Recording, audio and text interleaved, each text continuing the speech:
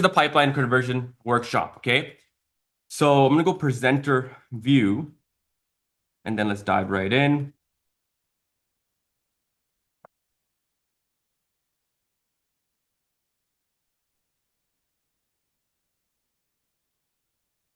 My headphones on. So the pipeline conversion workshop, the timeline that I've set for this is gonna be, we'll try to get it done as fast as possible, but because there's so much stuff we want to cover today, it could be anywhere from an hour, it could be maybe an hour and a half. Depending on Q&A, some of these have gone over 2 hours, and that's totally fine. It will be recorded, but nothing beats sitting in live and generally try to listen. What I would encourage everyone to do is, just for the hour or two, put your phone away because I am gonna, of course, try to make it super valuable. There's about like 60 hours of work that went into this presentation, so I want to make sure that it really gives you guys all you need to convert more folks, right? So it's titled the Pipeline Conversion Workshop. No worries, all good if you guys can't turn your camera off like that. Camera on, sorry. So everything you need to know to convert more agents in the shortest period of time, right? People can convert agents, but it's all about converting them in the shortest period of time. And that is where, there's a lot of things that come into play here. So today's agenda will be the following. The first thing we're going to do is we're going to have the masterclass, which is what I'm sharing my screen to right now. It's going to be on Gamma. I'm going to be covering, insights into sales conversion that you haven't encountered before. The word sales, and I'll talk about this very shortly. I will use sales, I'll use recruiting, I'll use conversion. I'm going to use it interchangeably. I just wanted to stick to one word. I'll just do sales because at the end of the day, even if you're recruiting, you are still selling, right? You're selling a product, which is your brokerage or your team. Um, so in the end of the day, I want to make sure that the strategies here are advanced, and they're not just basic stuff. Like I don't want stuff to be here that you can just learn on YouTube and just basic stuff, right? Like that's not what everyone's here for.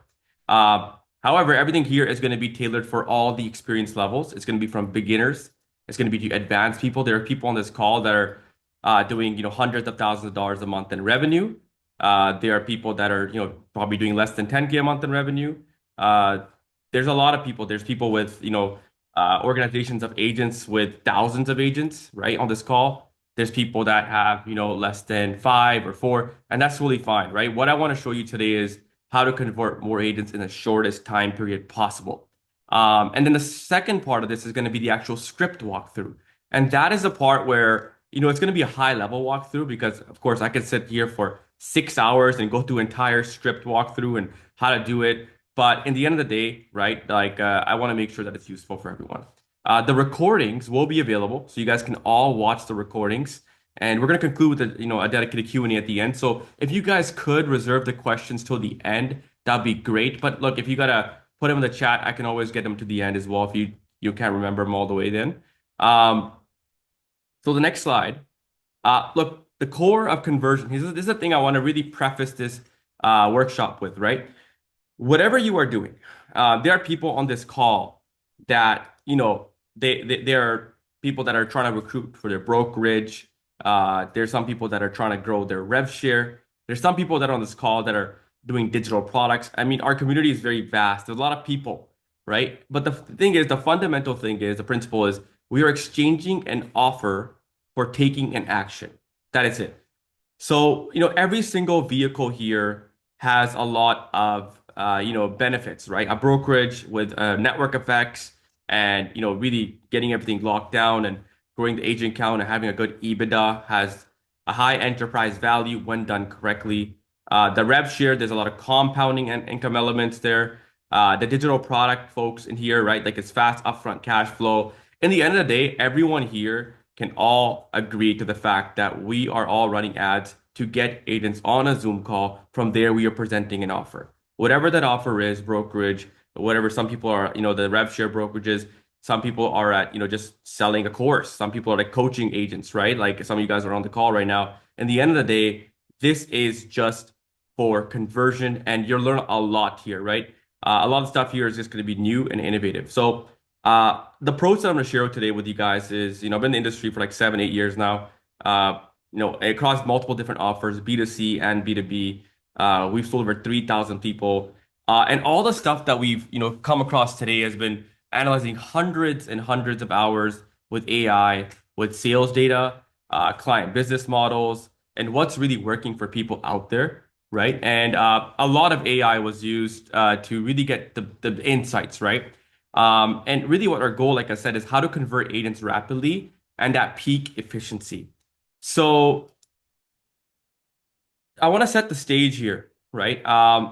Look, my perspective on sales and conversion, as I just mentioned earlier, is, we want to understand that, the sales process, right, conversion process, in the end of the day, just comes down to variables, and the people that can control the most amount of variables possible, particularly the pre-call variables, everything that happens before the call, will have the best success in converting agents. Okay, in the end of the day, an offer is an offer, right? Whether it's to buy a course or service, whether to join a brokerage, rev share team, the principles are all the same. The only difference is how we get monetized, right? And like maybe you've never thought about it that way before. But like I always look at it like, there's many things that people can, like an agent can go to a brokerage and get the same thing that a coach could offer them, except usually for a coach, they would pay them upfront cash, and a brokerage with the right offer, they would just pay them through the commissions or like, a fee, right? So in the end of the day, like it just difference how we get monetized. That's the only variable here, and that can always be tweaked, right? What we can control and what we should control is everything that happens before that call, whatever that recruiting call is or sales call, whatever it is. We want to control the variables before the call. That will have the highest output. Okay. I mean, I think everyone can agree here that, when we get the sale done before the call, it's always nice, right? It's always fun.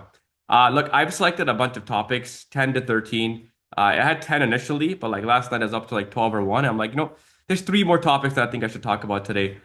Now, like our workshop, the objectives is I'm gonna give you a lot of personal examples. So, myself right now, like across all the businesses, we do 600K in one business, 200K in another business. So like, I want to lead with like some proof that we're not just gonna give you some random fluff, no BS. It's gonna be the stuff that actually works to build eight-figure companies, right? And this is stuff that I've been repeatedly using across multiple different industries as well, not only just real estate, but in insurance, I've used this. I've used this in the B2C market. I've used it in the B2B market. So these principles have been translated across many different vehicles. Okay. I'm only going to talk about the 80/20. Like in the end of the day, like I could go on for 100 hours about sales, right? And I think most people can agree here that you're not in this on this call to do more work. You're not on this call to, sit and like spend hours and hours. I think most people here, when you think about your time like a CEO, or business owner, you don't want to just do all like the day-to-day tasks. And I'm gonna give you guys an 80/20. That's it. And a lot of this has been derived from people that are killing it. So look, you might have to put a little bit extra work in after this masterclass, but that work, usually a lot of it's gonna be a one-time effort. And once that one-time effort is done, it's gonna pay dividends for a long time. And then I'll have Q&A at the end. Okay. So throughout this workshop, as I mentioned, we're going to be using the word sales and conversion a lot interchangeably. In the end of the day, as I mentioned, it just comes down to the fundamental process of guiding an agent towards taking action on your offer. If your offer is joining a brokerage, that's fine. If your offer is purchasing a digital product, that's fine. Or participating in a revenue share organization, that is fine. We're just converting an agent and we're getting them to take action. Okay. So, myself, right? I'm the founder. If you guys have, I know a lot of you guys talk to Arjun. I used to take a lot of the calls. I'm mostly with our inner circle clients now on Mondays. But as a company, we still have hundreds of clients. We build a strong community. My expertise and a lot of this company's expertise is marketing, sales conversion, copywriting, and like really direct response. That is my specialty. Okay. I'm not like a software guy, right? Like I'm not like those software guys. Yeah, like I know I would argue that nowadays, like you could do a lot of it with AI, right? But my specialty really relies upon direct conversion, right? Direct response marketing. Personally, I've spent over $400,000 in courses, mentorship, mastermind with online marketing, copywriting, and sales verticals, right? I personally driven four offers to multiple seven-figure run rates in less than 6 months every single time across B2C, B2B, and hybrid models. I'm very confident that if we start up any new company, I could get up to a seven-figure run rate in less than 90 days. And that's just because of the marketing and sales skill sets that we've learned, right? Our businesses have generated over $15 million in online revenue, but caveat at a high profit margin. I'm talking like 50%, right? So, and net, not gross, okay? So I want to emphasize this because I can say revenue, but like revenue is a vanity metric, profit is for sanity. And I want to, lead with some proof here that look, I'm going to give you guys some BS. Okay, so today's call is more of a masterclass. It's going to be a little bit longer, right? But look, I'm going to make it as valuable as need be. I don't even set aside my time, a time block. I want to make sure that it's valuable and I'm going to give it all away. Okay, so that's my promise to you guys. Now, selling and converting is all about controlling variables. You have to be a control freak. You have to be a psychopath when it comes to controlling the variables in your conversion process. Okay. Um, the core concept, like I said, is selling is about controlling the variables. If you control the variables, you control the outcome. And I took over the sales team when our sales manager left, and I broke the entire sales process from click to close into variables. I isolated everything. I then set aside, the plans to tackle everything. And I'll show you guys what I did. I'll give you some examples, of course. And then I said, what is the highest, the most important task that I can do that actually, in a way, by doing it, it actually solves all the other tasks as well. So, I'm going to give you guys a story of the horse and the water. Okay. So, you guys all know the story. You can lead a horse to water, but you can't make it drink, right? I would disagree. And the thing is, the belief is like it's the best way to make yourself powerless. And for me, I hate to be in a situation where I just blame. You want to take personal responsibility. And if I felt like I never took personal responsibility for every single variable on the sales team, things wouldn't have changed. And the environment and affecting changes don't matter. It assumes that like these changes in the environment doesn't matter. So if you think about it, right? If we really want to make a horse drink more water, we can salt his feed the night before. We can remove access to water. We can fix his head so it doesn't look away from the water. We can like start bleeding it out, right?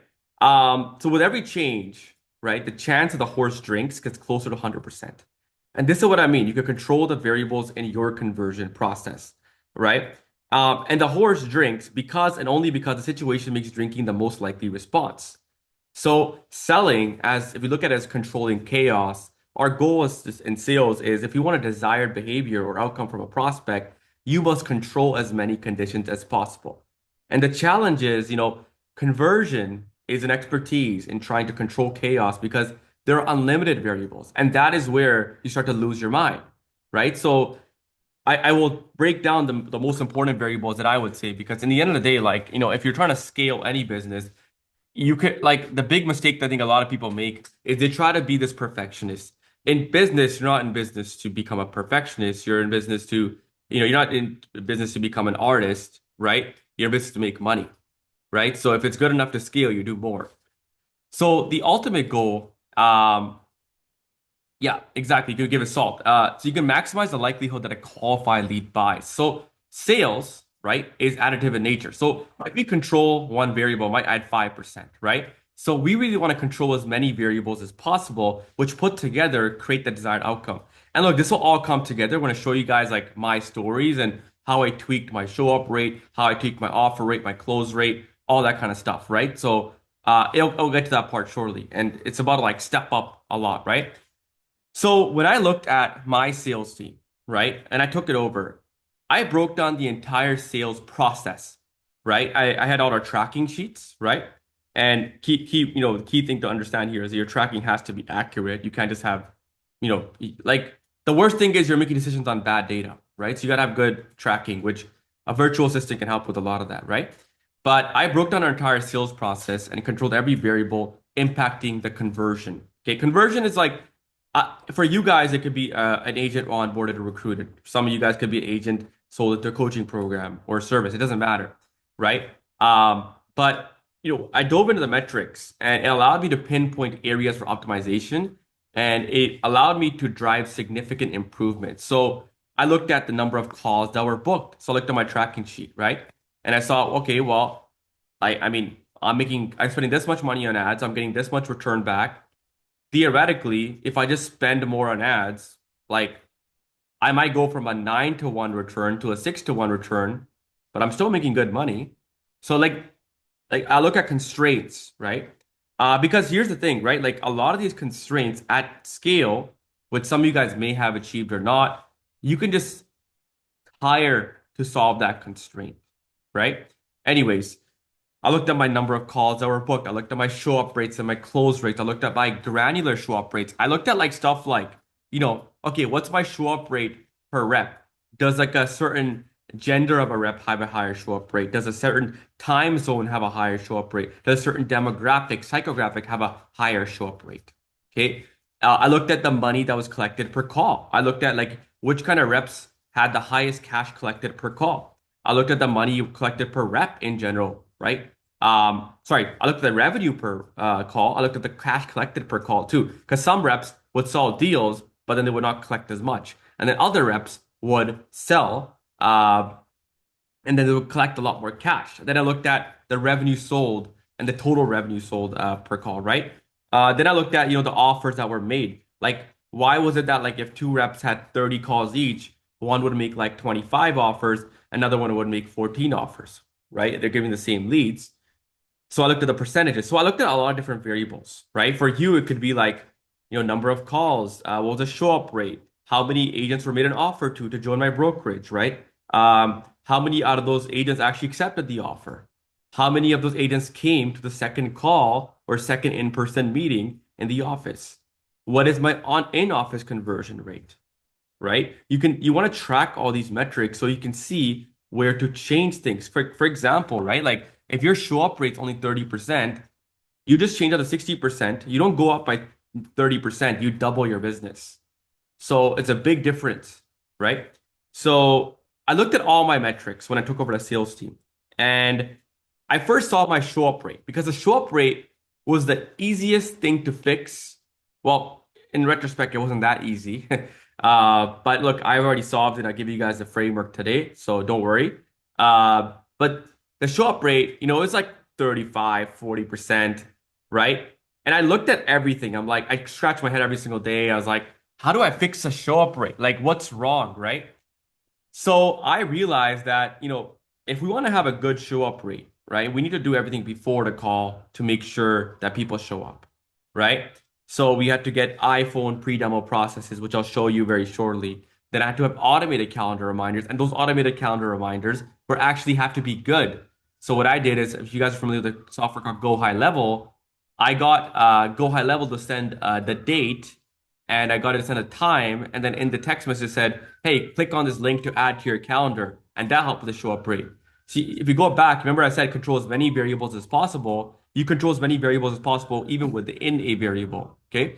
Then I sent the reps to send a selfie video, right? And then I looked at the rep with the higher show up rates from the past. I said, okay, well, what kind of scripts are they using when they're calling before the call? Should they call an iPhone? Should they call on the CRM dialer, right?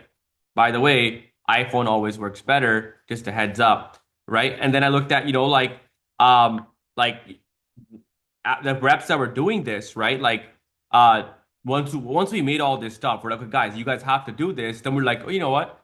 Who still isn't doing it? Because why is it that we told everyone this and only four of the reps, their metrics change, but one of them is still lagging behind?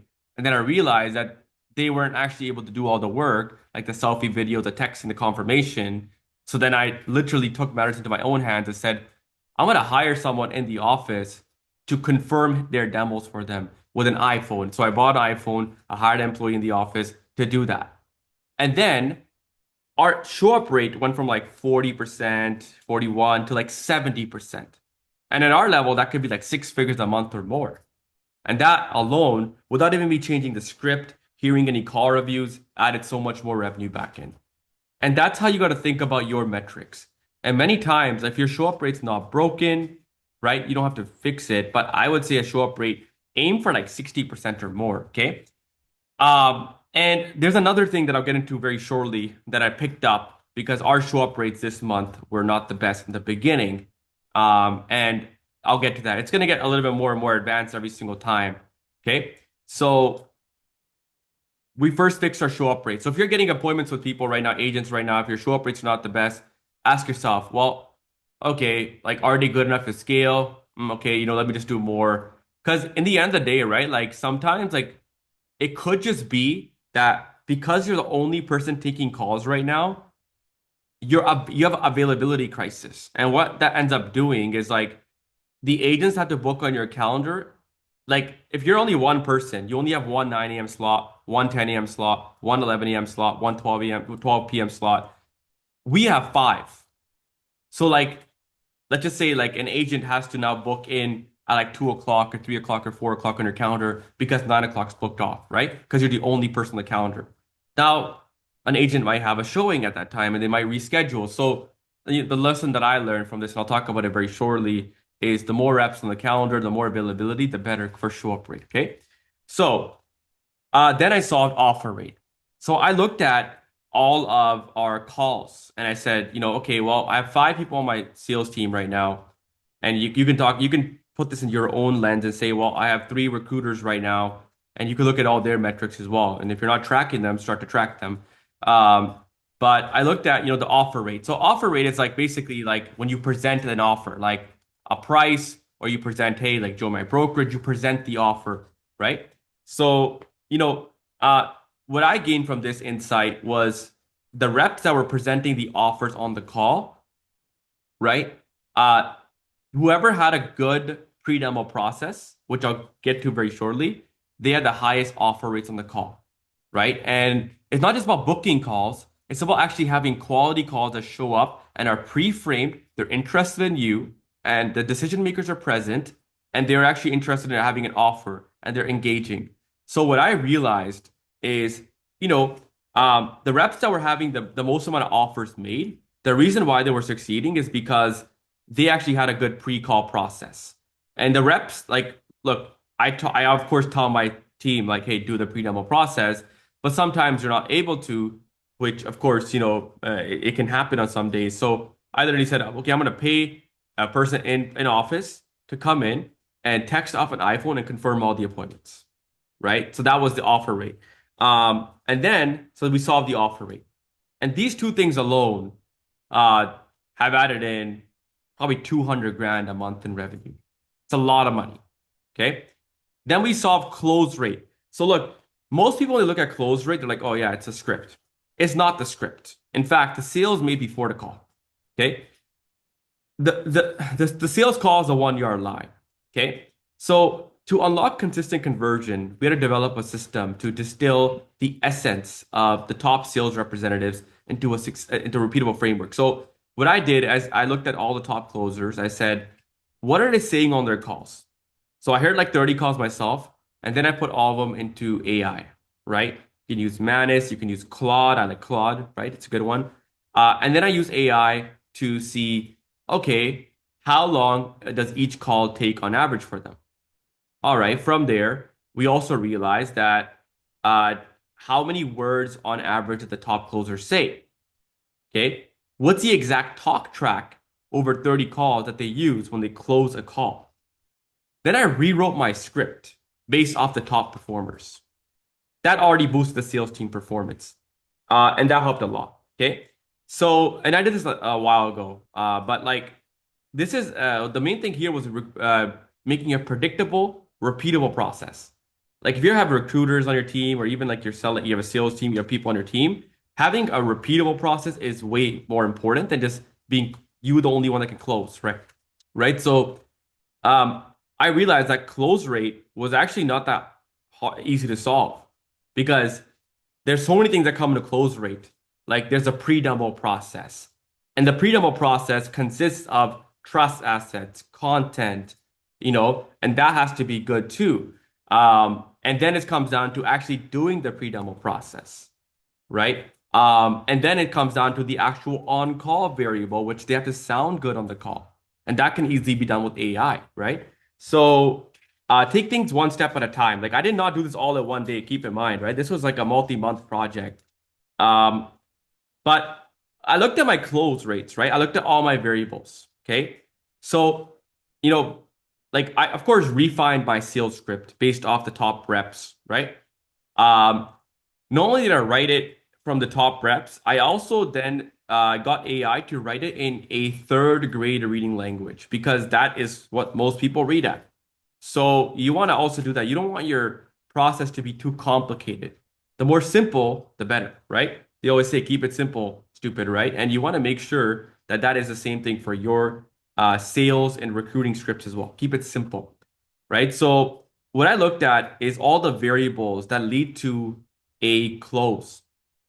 And I looked at a lot of different things. Okay. So I looked at the pre-call trust processes, right? So I made a lot of assets. I'll show you them very shortly, but like Gamma docs, I made like PDFs, I made like Instagram videos, Reels, YouTube shorts, YouTube videos.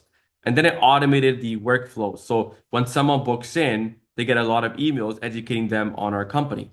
Who is our company? What's our dispute rate? What's our refund rate? What do we do? Here's our client case study one, client case study number two, client case study number three. Here's FAQ number one, FAQ number two. You got to be always asking yourself, if I'm getting these frequently asked questions every single time on your recruiting calls or whatever, if I'm getting objections every single time, how can I handle them before the call? Okay. So that was going to be in the pre-call trust assets and the automated workflows. And I'll show you guys those shortly. And then I put that as well onto, it says one subs, but it's actually one sub. The AI got it wrong. It's a calendar software. The calendar reminders now that we send out, it actually has all of our links to our trust assets in there. All right. And then I also, to make sure I had the highest close rate, I gave a person on my team a full-time responsibility to look at all the appointments in the calendar to move the best appointments to the best closers. Okay. So if you have the best recruiters on your team, the best agents should be routed to those people. Okay. And then, so yeah, we like, of course, assign the leads properly, right? And then I even went as far as like, there's certain traits that a prospect might have.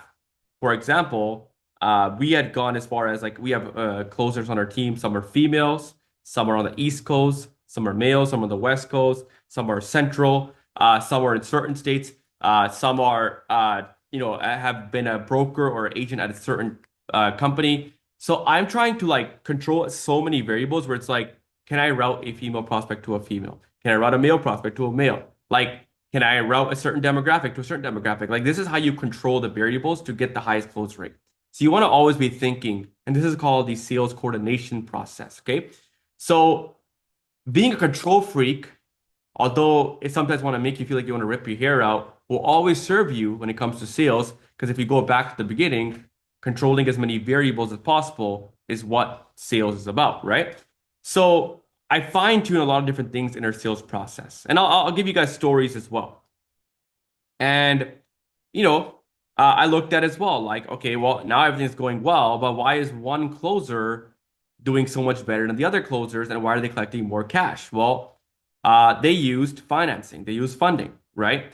And some people on our team didn't even like earlier on, I think most of the people now know, but like they weren't even aware about how these financing programs work. So then we, of course, drilled everyone, say, hey, use financing funding if it's financial. And then we even went as far as like, I spent like a week and reached out to all these companies like WAP, which is a funding company and it's a payment processor. And I said, guys, we need your guys' best financing. And now, the split it is not easy to get, but they gave it to us. So these kind of things alone added in probably like, $100,000 in revenue per month. So on top of that, then, this is something though, like everything's going well, right? So I looked at my metrics now, like we're doing like really good returns. Like we're spending $1, we're making back on cash, like $5 to $7 every single month. Like if I spend 200 grand on ads, I'm making back like $1 million that month in cash return. You can't get that return anywhere else. Okay. Except for this month where it was the first week of the month. And, we had a crazy like 200 plus calls or whatever, right? Um, and Monday and Tuesday, and the first Monday, Tuesday of this month, we had like 50 calls a day, which is insane, right? Like across our team. So some of you guys have not done 50 calls in a month or months. We are having that per day. And that's a benefit of paid ads. but we converted 0 people. And I was like losing my mind, right? Stressful time. I couldn't sleep. And I'm like, we're gonna have a record month, right? Like, what is going on? Like, why are we just crapping the bed? So how can we solve this? Why is it that more calls does not lead to more revenue, right? Or more recruiting calls may not lead to more onboarded agents? Like, yeah, from a bird's eye view, yes, but you got to get even more granular, and I'll show you what I mean by this. Um, I looked at everything, right? Like the hundreds of sales calls. You had like 5 guys in the office, like each with like 4 AIs open each, asking, scratching their heads and everything, right?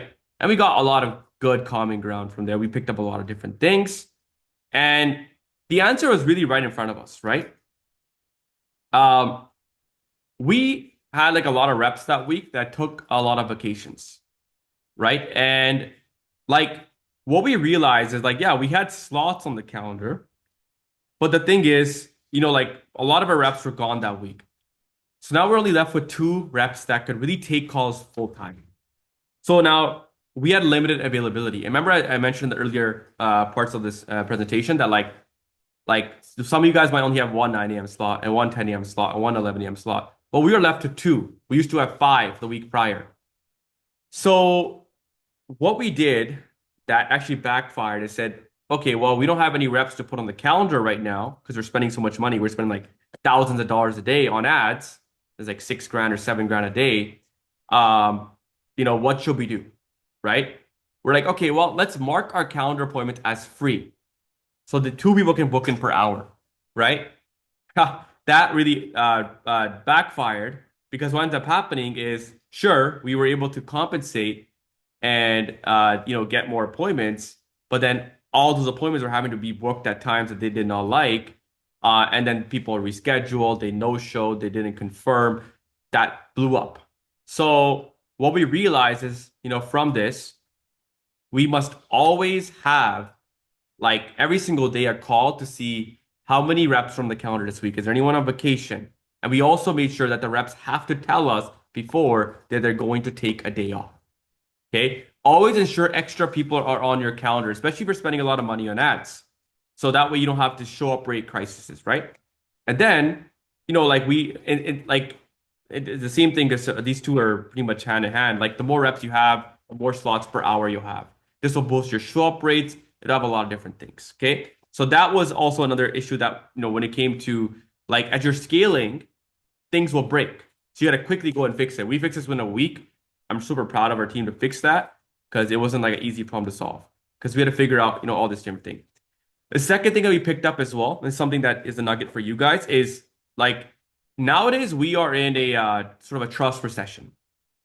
I'm in a lot of masterminds and internet marketing and online conversion in general, and the time to convert people has gone down pretty significant. It's gone up pretty significantly. What used to take 1 call to close now takes 2 calls or 3 calls, right? So what we realized after looking at all our data it takes about 1.87 calls to close someone. Now you got to ask yourself, for me to recruit an agent, how many meetings does it take me, right? How many touch points does it take me? Like face to face, it could be Zoom or in person as well. Because like, of course, I'm not factoring in like our rep doing a phone call or something in between, right? Look at the past agents you brought on and see how many calls did it take me for me to convert. It's very simple, right? Just look at your events inside of Go High Level or your calendar events and get about minimum 30 and see. And I looked at it and the average call took about 1.87 calls to close. So we said, okay, well, if the average person to come on board and become a client with us takes 2 calls to close, how do we, like, in the first week of this month, our reps were packed with just first calls. They weren't even having time to follow up. So we said, okay, well, how do we fix this? And this is the part that took the long time because we had to make a big decision here. We said, we're not going to book every single hour. Now our calendars are like every other hour is blocked off. Does that remove availability? Yes. But does that have higher quality and more performance and more throughput? 100%. So now we block up every other hour on the calendar, and that lets our reps to do a couple of things. First and foremost, when they have every other hour, they're less burned out. right? Which they're having higher quality conversations on the calls. Same thing with your recruiters. Like, doesn't matter. You don't want to, just blast yourself with calls and you have like no energy at the end of the day. The second thing is the time in between is good for confirming your tomorrow calls and doing a good pre-demo process. The other thing as well, the time in between can also be used to, it can actually be used to book your second calls into. So now you have calls, you have slots for your second calls, right? And also another benefit of those in between blocks is if your call is going over, as opposed to saying I gotta stop, hop off of the hour, like we ask, hey, can we extend it? Because even if we're trying to one call close someone, in our industry, like that's a little bit different. Mostly for recruiting, that won't happen.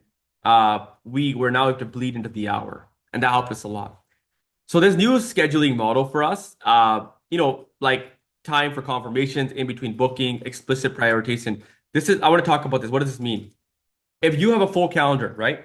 And a lot of your calls are first calls, I would much rather you book a second call and mark the first call as free on your Google Calendar so you can have two people per hour and pass off the originally scheduled first call to another person because a second call has more priority than a first call. Okay. This alone has fixed a lot of things for us. Like this was a big discovery I had this month. And it seems basic, but it helps, right? Like these kind of things, they are always going to break and you got to fix them.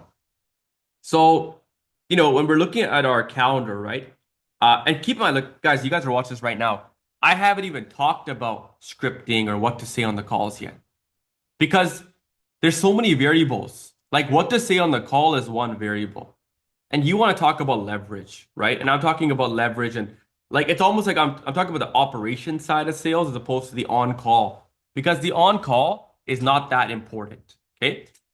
Um, like it is important, but it's not as important as the other stuff. All right. Now every single day, like we said, how do we make sure we have a fail safe where we never have a bad week like this again? So we have a call every single day with our sales coordinator and the sales coordination manager, and he takes a look at the entire calendar. He says, okay, well, he'll tell the marketing team, like, oh, guys, like these reps are taking a vacation this week. Maybe we should cut down the ad spend. But we actually don't like to cut down the ad spend. So I think that someone in the community the other day was saying, oh, we have a lot of agents. We can't handle them, right? We're packed. As opposed to cutting down your ad spend, because Facebook doesn't like that, try to have more people on the calendar or try to have a wait list or something. Because for us, we don't like to cut down our ad spend. Facebook doesn't like that, right? We want to keep it stagnant. We want to keep it like not stagnant, but we want to keep it, static like that. So I would much rather if I have an availability crisis, meaning not enough slots on the calendar, which some of you guys may already have that right now. Like you want to, as opposed to like decreasing your ad spend, solve the problem of how you can get people to take those calls for you. Whether that be hiring a recruiter, whether it be hiring a setter, hiring anyone, hiring a closer, you should solve that first. Okay? Because look, once you solve the marketing and you're getting appointments on your calendar, then there's not much else that's the best part. Most people never get that far. If you've already solved that problem, you are way ahead of everyone else. If you can use the internet to solve for getting agents on your calendar at will and on demand, and it's scalable, you can take over any marketplace as long as your money model is in place. And I'll talk about that at the end. Okay? Because I'll talk about how I would sort of do it at the end too. But I want to talk about sales principles, right? So these are very important. The one thing I want you guys to all have in all of your funnels, your recruiting funnels, and a lot of us, you guys have probably set it up from our team, and we already take care of this, but congruence. Be congruent in everything. Everything in your sales process must be congruent, especially for premium products or premium brokerages, doesn't matter. You want to paint the picture for a prospect from the time they see the ad all the way until they give you the money or they onboard with you, okay? If at any point something is off and it triggers a red flag, you will lose the prospect. So go through your entire sales process, your entire recruiting funnel, your entire funnel in general, and see, is there something that is inconsistent? And really ask yourself, be critical of it, right? What are the parts that are clunky, not smooth, or confusing? Ensure everything is congruent across the board. That will have this alone will have it'll have a pretty significant lift. So if you look at your funnel, you have an ad, you have a video sales letter, you have email copy, you have landing pages, you have the sales script, you have the appointment setting script, you have the automations, you have the text messaging that goes out. You have like your trust assets, you have your video content online. Can you make sure that's pretty consistent? Okay. Don't be saying some random stuff in your messaging. Okay. Look, I can just talk about this alone for so long, but at a certain point, I want you guys to take this recording and see which parts you still need clarification on, and either ask our team or just honestly ask ChatGPT, and it'll give you a lot of information. Like imagine you're Alex Hormozy, how do I maintain congruency in my funnel? And it'll give you a lot. Okay. Each element, your ads, your video sales that are email copy, they must speak the same language and tell a consistent story. So in today's attention scarce trust recession era, any misalignment or loosey-goosey messaging is going to create confusion. It's going to lead directly to lost sales or onboarded agents. You want to ensure your recruiting script or your sales script directly reflects what prospects have already seen and heard, maximizing your clarity and your conversion. Okay. So the second principle I want to talk about is speed and motivation. This is something that's very important. Motivation is transient, right? So buyers or agents have a very high motivation to buy for a very short period of time. So, usually agent migration will also happen in certain parts of the year and it'll be in flux, right? So motivation is directly correlated to the level of deprivation, which the pain. And finding pain and creating pain can be done through marketing, copywriting, the pre-demo, and also the on-call, which I'll show you guys later today. But pain is short-lived, okay? So you can double or triple your sales just by simply talking to leads within a minute during these high motivation moments. This is obvious, but no one actually ever does it. Make it easier and faster for them to buy. So I'll tell you the cost of delay, right? Time is money. So obviously sales is fast paced. A moment's hesitation can mean a lost opportunity, right? Like if we're slow with our responses, I mean, someone else is going to be faster than you. That's simple, right? So look, like there are people that are ready to join or ready to buy. Like sometimes you see your guys' applications from agents coming in, and I even see them sometimes too. And someone's like, "I'm ready to move over," right? If you don't get to that person fast enough, they'll move somewhere else, right? They're gonna competitor's gonna be this faster. They're gonna just steal them up, right? Even the highly motivated leads can lose interest. They can go on vacation. They can just change their mind, and again, you want to be on them. So I'll give you guys my story right here. Okay, so look at my numbers in December. We closed 65 or $66,000 additionally in December in the month just from having one setter. One setter. Okay. That alone is like 600 grand to $1 million a year potential revenue that we're just sitting on. It's there because we're not calling our leads fast enough. So this setter, what do? They see the leads that come in. Okay. Historically, for us, 20 to 25% of people that fill application now don't book a call. This person sits there all day and calls them and books them on the closer's calendar. That's all they're doing. And this person, we pay them like less than 500 a month Canadian. So for US folks, it's even better. He's from Egypt. Okay. So like there's not always a money constraint here. And we have now made it a rule that we're always going to have at any given time 2 setters, but in person. So this next week, I'm actually hiring 2 setters in person in their office, and we're going to get them to dial all day. And we realize that the setter churn rate is high because no one likes cold calling, right? So we're always having the recruiting funnel running, always, right? And we're having a wait list. So like, again, you want to think ahead of time as well. So the thing is, if right now, if you can't do a setter, if you're getting agents opting in and you know that agents are the answer to a lot of your problems, that should be the number one thing you're focusing on, right? Like you should be getting to them on the phone, getting them on the phone right away. That's it. Okay. You want to ensure immediate follow-up with leads, especially with those showing high intent. It's not a good practice. It is a critical revenue driver. Also, one more golden nugget that I will share with you guys is whenever you guys are booking people in, don't book them for the same day.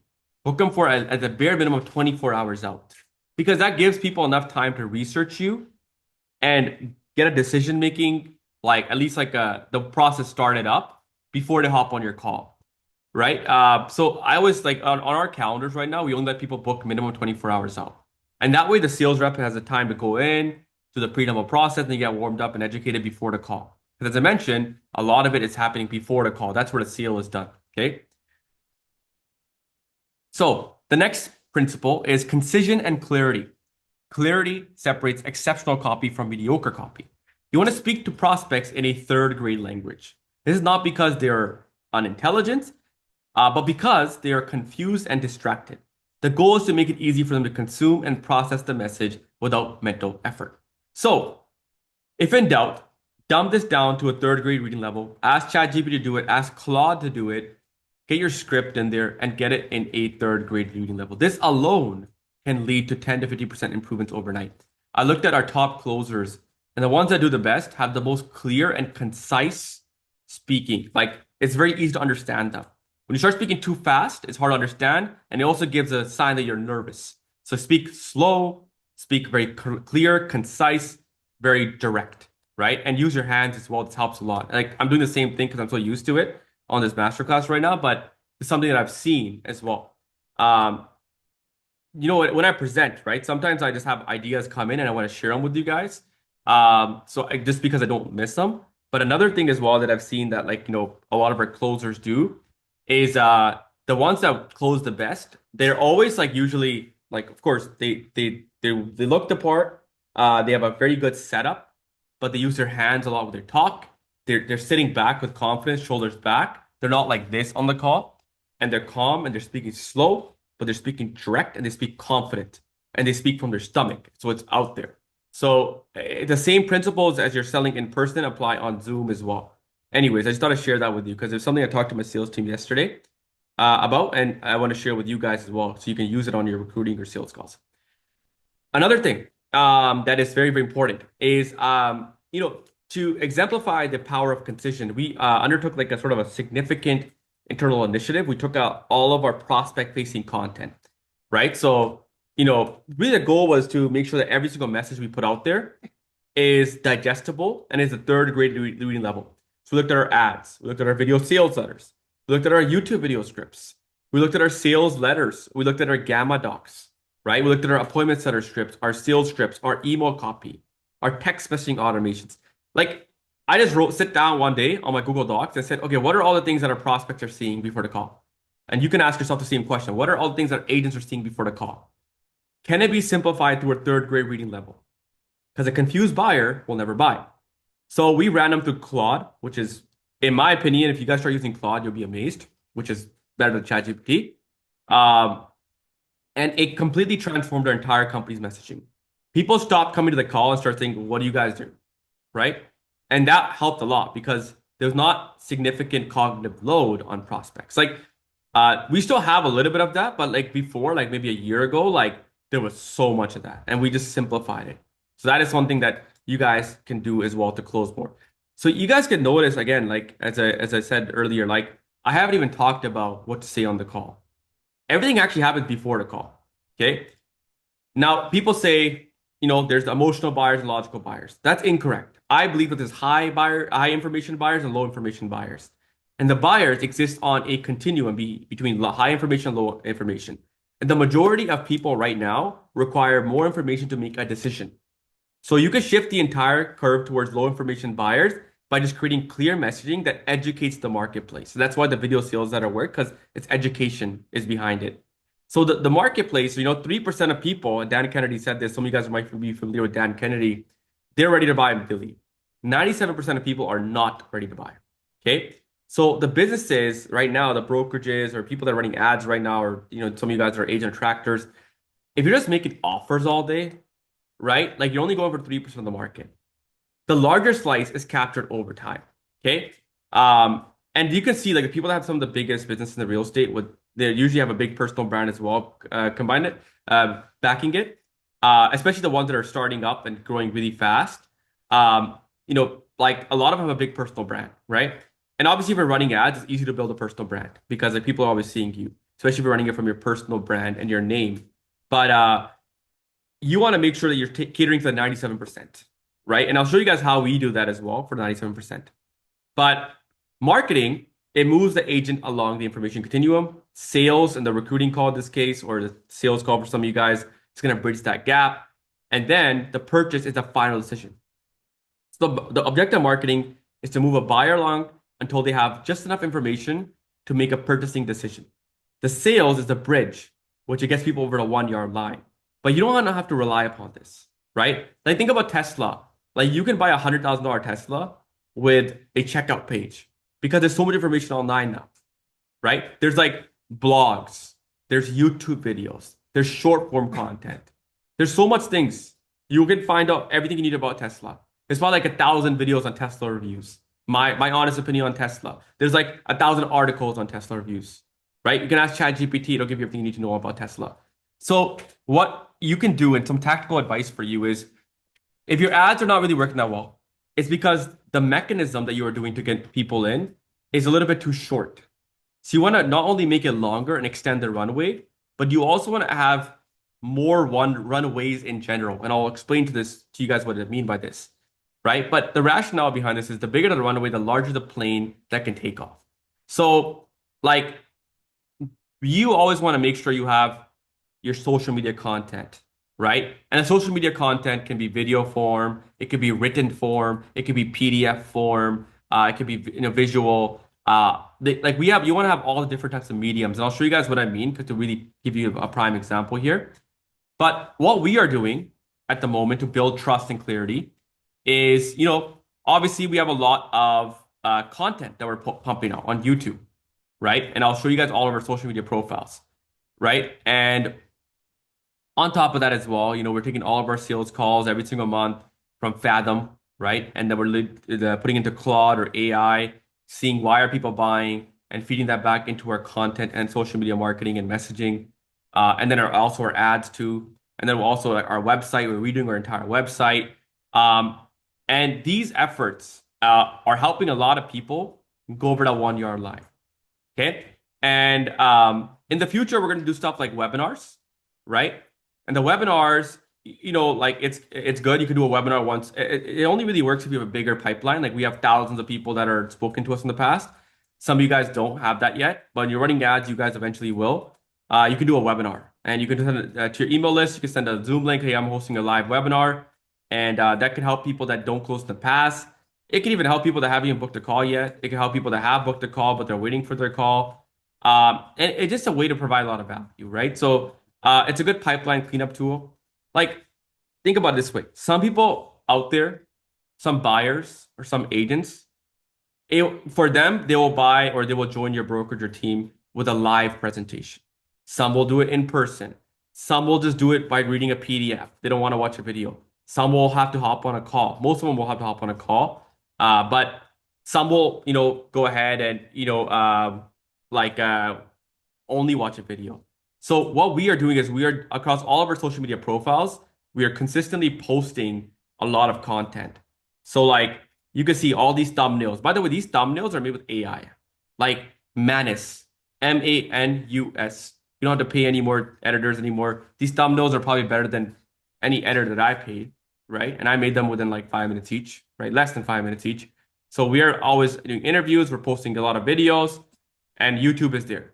And this YouTube is then put into our pre-demo processes, into our text automations, into our email automations. Our closers are then sending it out in their pre-demo on our calendar automations. It's also put in there in the reminders. Like every single place I could think about that is prospect facing, I put in there. And these videos, they're strategically written in a way where we take all what people are seeing on the sales calls, all their pains and why they want to jump on, and put them into these videos. That's the number one that we're doing. Second thing is our Instagram. So when you run a lot of ads, you get a lot of followers. On a company page, you probably won't even get that many followers, but some of you guys have been able to get like 10,000 more followers, real agents, right? But we're always interviewing people, we're putting them on our Instagram page, right? With all of our clients. Then LinkedIn. So I said, where are all the places someone can Google us and find us? LinkedIn, right? We put, even on LinkedIn, we're making page posts. So a lot of this stuff, honestly, can all be done in one day. All right. And then on LinkedIn, like these are all the social media platforms that we use. I also use Google My Business and Facebook as well.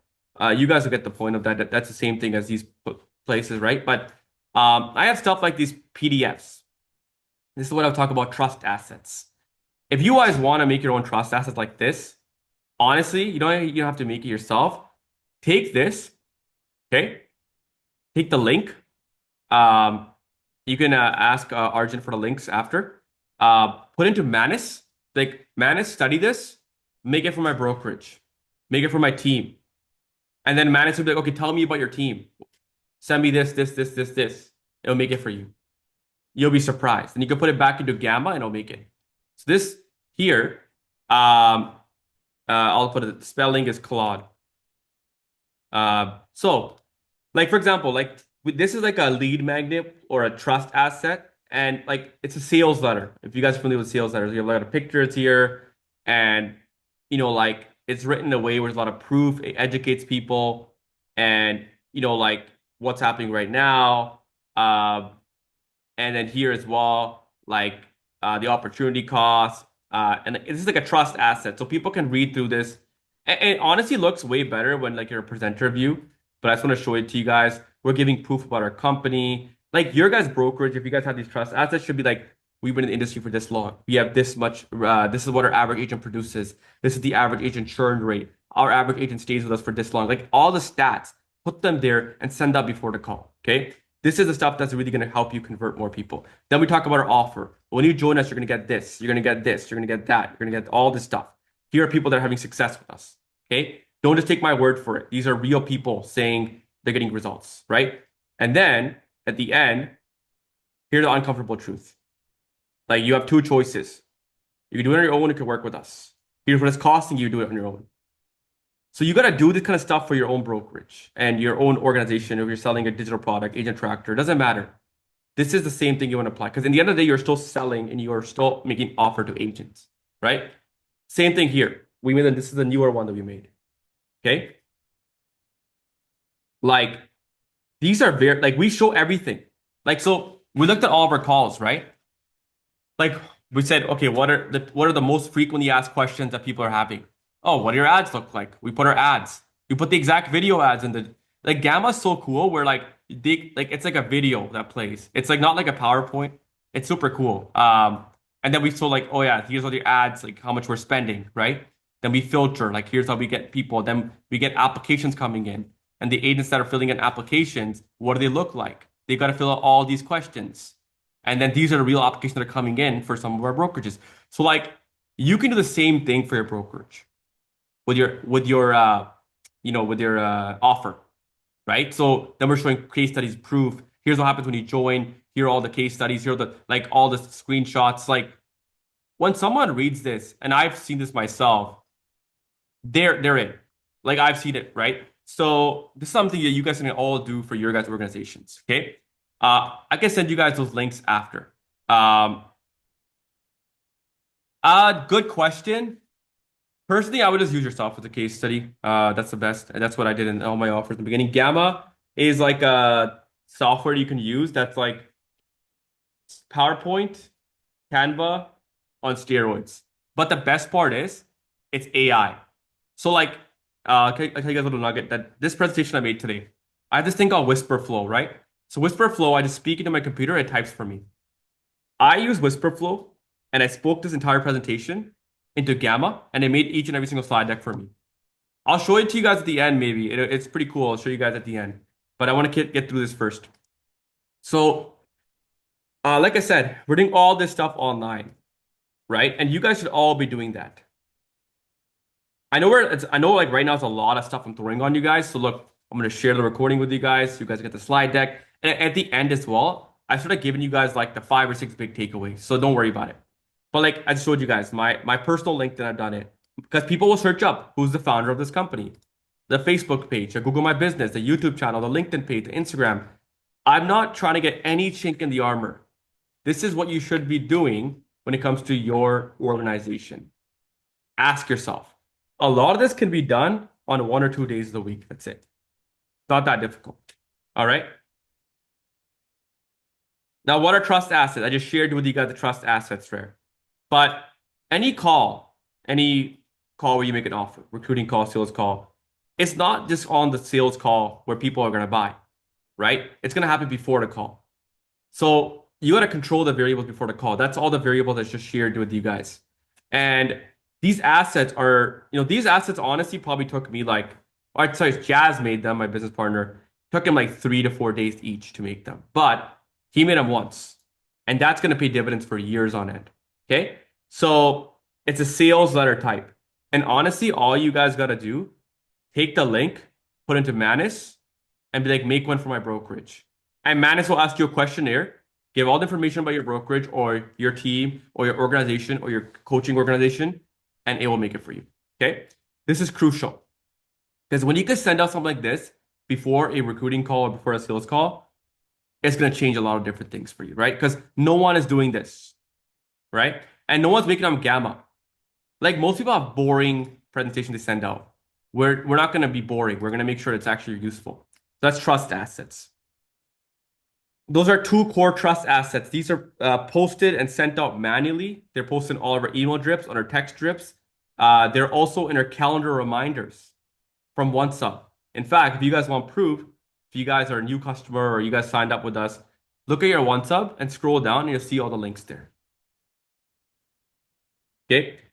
So we put them in our calendar reminders, our social web presence, our YouTube descriptions, our email communication, everywhere. Because you best believe that when an agent books on your calendar or starts seeing your ads, they are going to be researching the crap out of you. And you want to make sure that you are on top of it. Okay. Can you put those links in Calendly? Yeah, you could easily. Like, you know the Calendly automations you have sent out that sends the reminders, email and text, put them in there. You could customize it.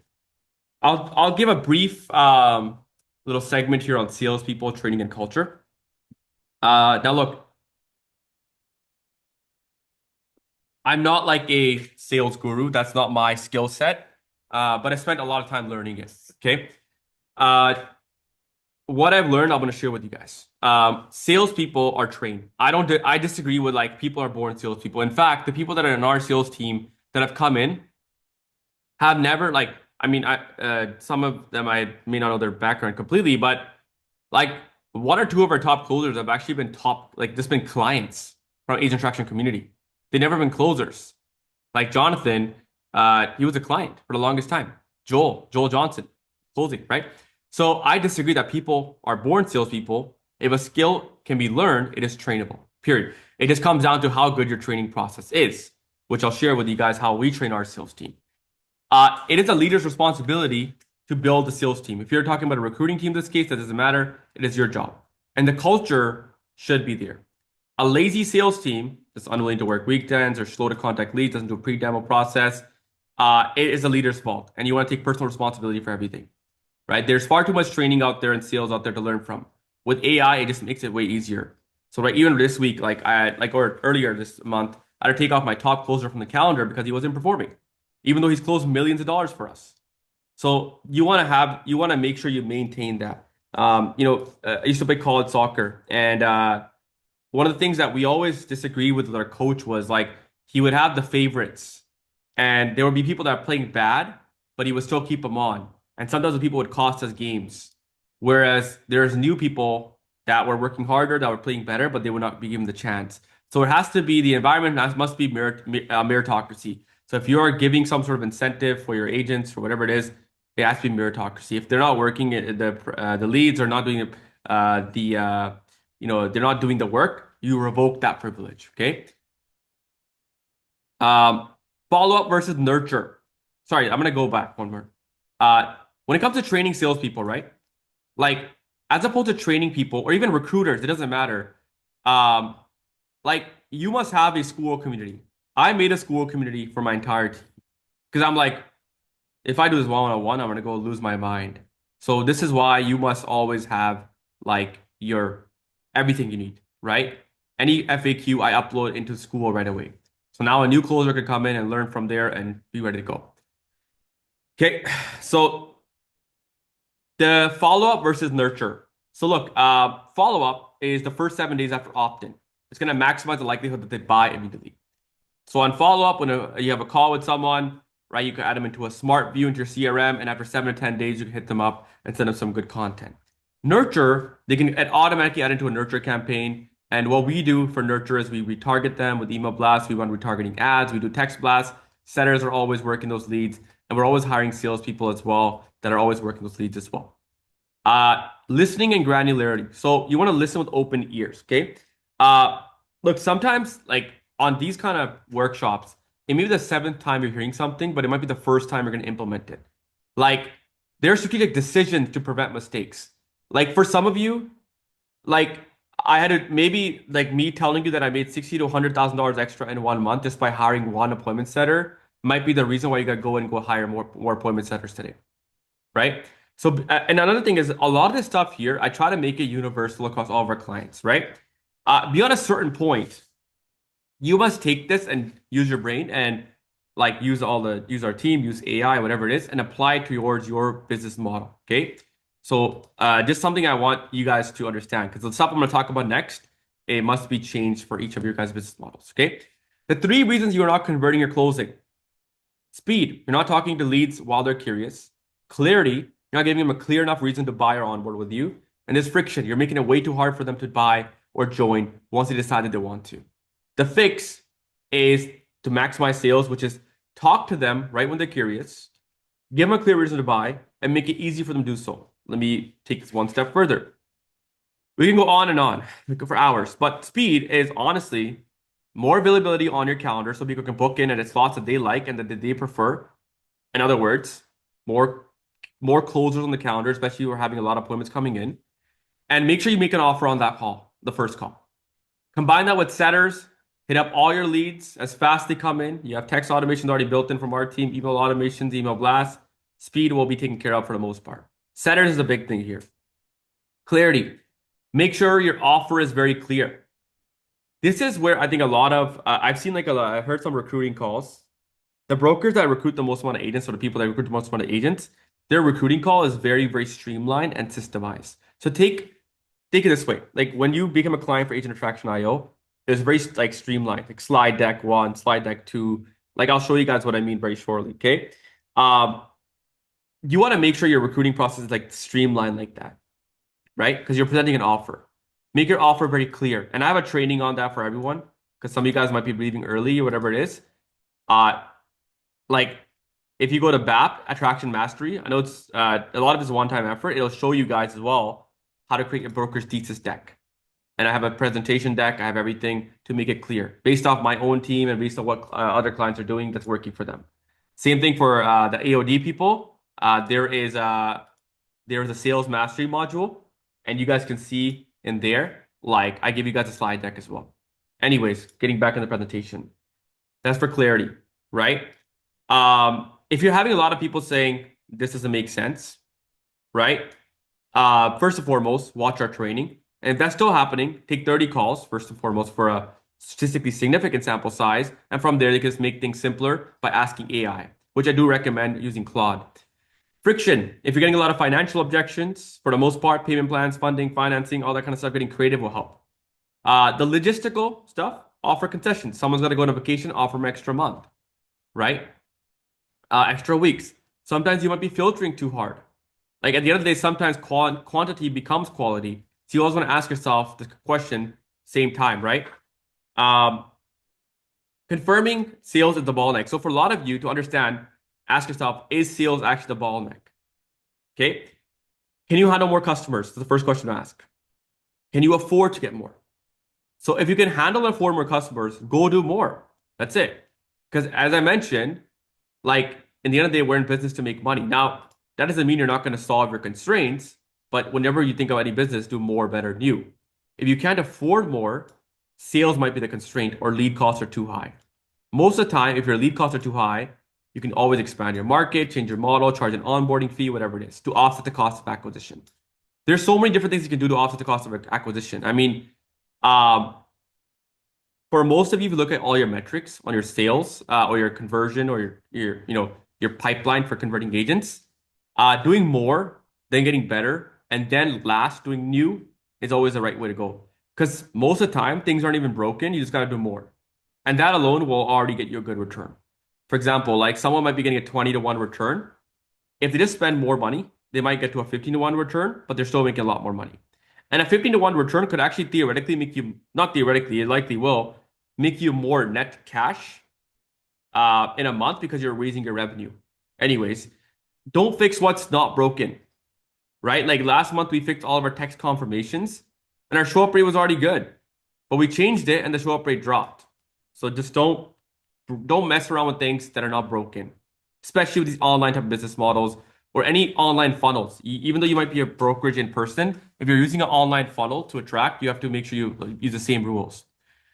Conversion benchmarks. Look, I would say that in person your close rate should be at 35%. Phone sales, 33% is on a good month, but 25% is what I've seen. Webinar opt-ins, which no one's here is running, and I don't recommend anyone run that right now, 2%. If you are having a high close rate and you're onboarding a lot of people, can you all have onboarding fees, right? Can you do different? Can you get more creative with your splits and have more leverage on your side? Conversion is additive, right? So as long as you are not supply constrained, meaning you can't take on any more agents, any increase in any part of the funnel increases throughput. So if you just contact leads faster, you won't just make a little bit more money, you make usually a lot more because every other metric gets a plus, plus, plus on every single one of that, right? Or if you just improve lead nurture, sometimes you can increase your close rate by like 10%, which it ends up being a lot at bigger revenue levels, right? What you want to focus on though, you want to look at your business pipeline, right? And think of it as like a plumber pipeline. And where is like the biggest leak happening, which is the biggest quote unquote shitty part? Attack that. Because attack the one thing that will fix a lot of other things and make everything work. Because you cannot make your whole marketing funnel or your recruiting funnel perfect. Okay. It is way easier to double a low conversion rate from 1 to 2% than to improve a higher one. Because 1 to 2% is the magnitude of 2x, like you're doubling it, right? Or you could just take your show up rates 30, 60%, and that's way easier to do. Taking close rates to 20 to 40% is way more difficult. Solve for the highest risk adjusted return.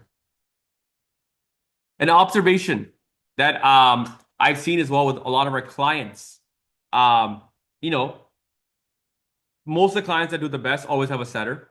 They're contacting leads faster. A lot of the clients that are just doing the best are just spending more on ads because what may seem like is not working is just because they don't have enough agents on their calendar, right? Because like sometimes there's like they have such less agents where like let's say you spend like I don't know like let's say you spend like $30 a day or whatever, $900 a month, and you only recruit one person per month. $900 to acquire an agent that produces XYZ is a really good return. So just doing more will help your numbers balance out.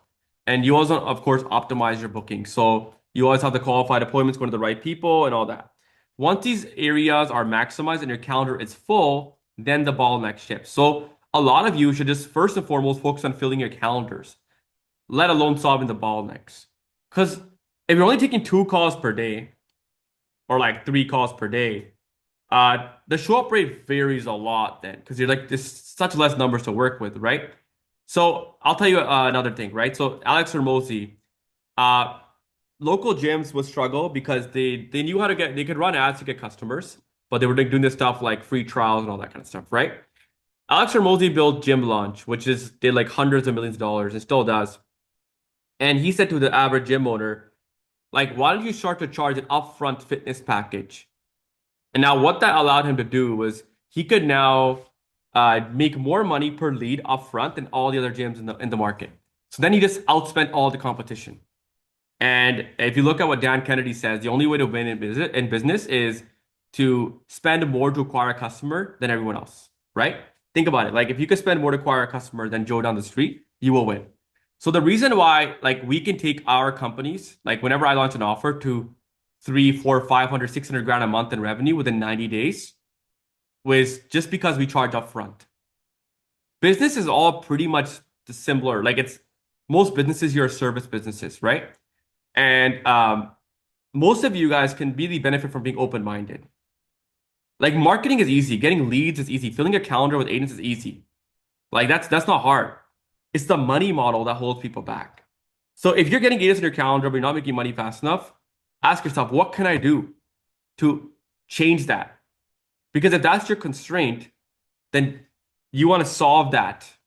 Otherwise, you have to play the waiting game. And I don't think anyone likes to scale ads when they're not making money fast enough. The only reason I can spend 7 grand a day on ads is because I know that if I spend 7 grand a day on ads, I'm making back like 4 or 5x my money in the end of the month. So if your money model is the thing that's going to be holding you back, what can you do? Can you charge an onboarding fee? Can you get agents quicker results? Whatever it is, can you change your onboarding process? Right? Like in a competitive market, innovation is critical for sustained success. If you look at the book 0 to 1, you'll see it. Like the innovators always win. And most people here have to innovate if you want to win, right? And in a local market, you don't have to innovate that much either because like there's not that many players, right? Um, so like even some of the people here on the call are like at brokers like EXP and Real and all that. Like when you sell an online course, digital product, you just make the numbers work in your favor because you know that like you can consistently get in front of more agents, have more impact, and get more appointments, speak to more agents, but not also lose money in the process. Like it's like that's the best way to scale because the biggest agent attractors like think about they have the most amount of impact, and you could either spend all the time become a YouTube celebrity, or you could just spend a lot of money on ads and be in front of everyone's faces all day. Which one's better, right? So one is like agent financed scaling. One is like we're not tech companies here where we can like take on debt and like raise capital. Like sure, there might be some people that done it, whatever, but like service-based businesses, like you want to have the money model work in your favor, right? So like just from my observations right now, people that like typically scale the most with the brokers right now, or people that run local market ads, they're charging some form of onboarding fee, or if that's not what they're doing, their onboarding process, they're like doing stuff like mandatory text blast reactivations, mandatory email blast reactivations in the onboarding call for an agent, so they get quick wins. Anyways, just something that I want to share with you guys. So the top 12 sales implementations that I can say for everyone here: add a video sales letter, which you guys should all have. Call your leads faster with setters. Call your leads more times with setters.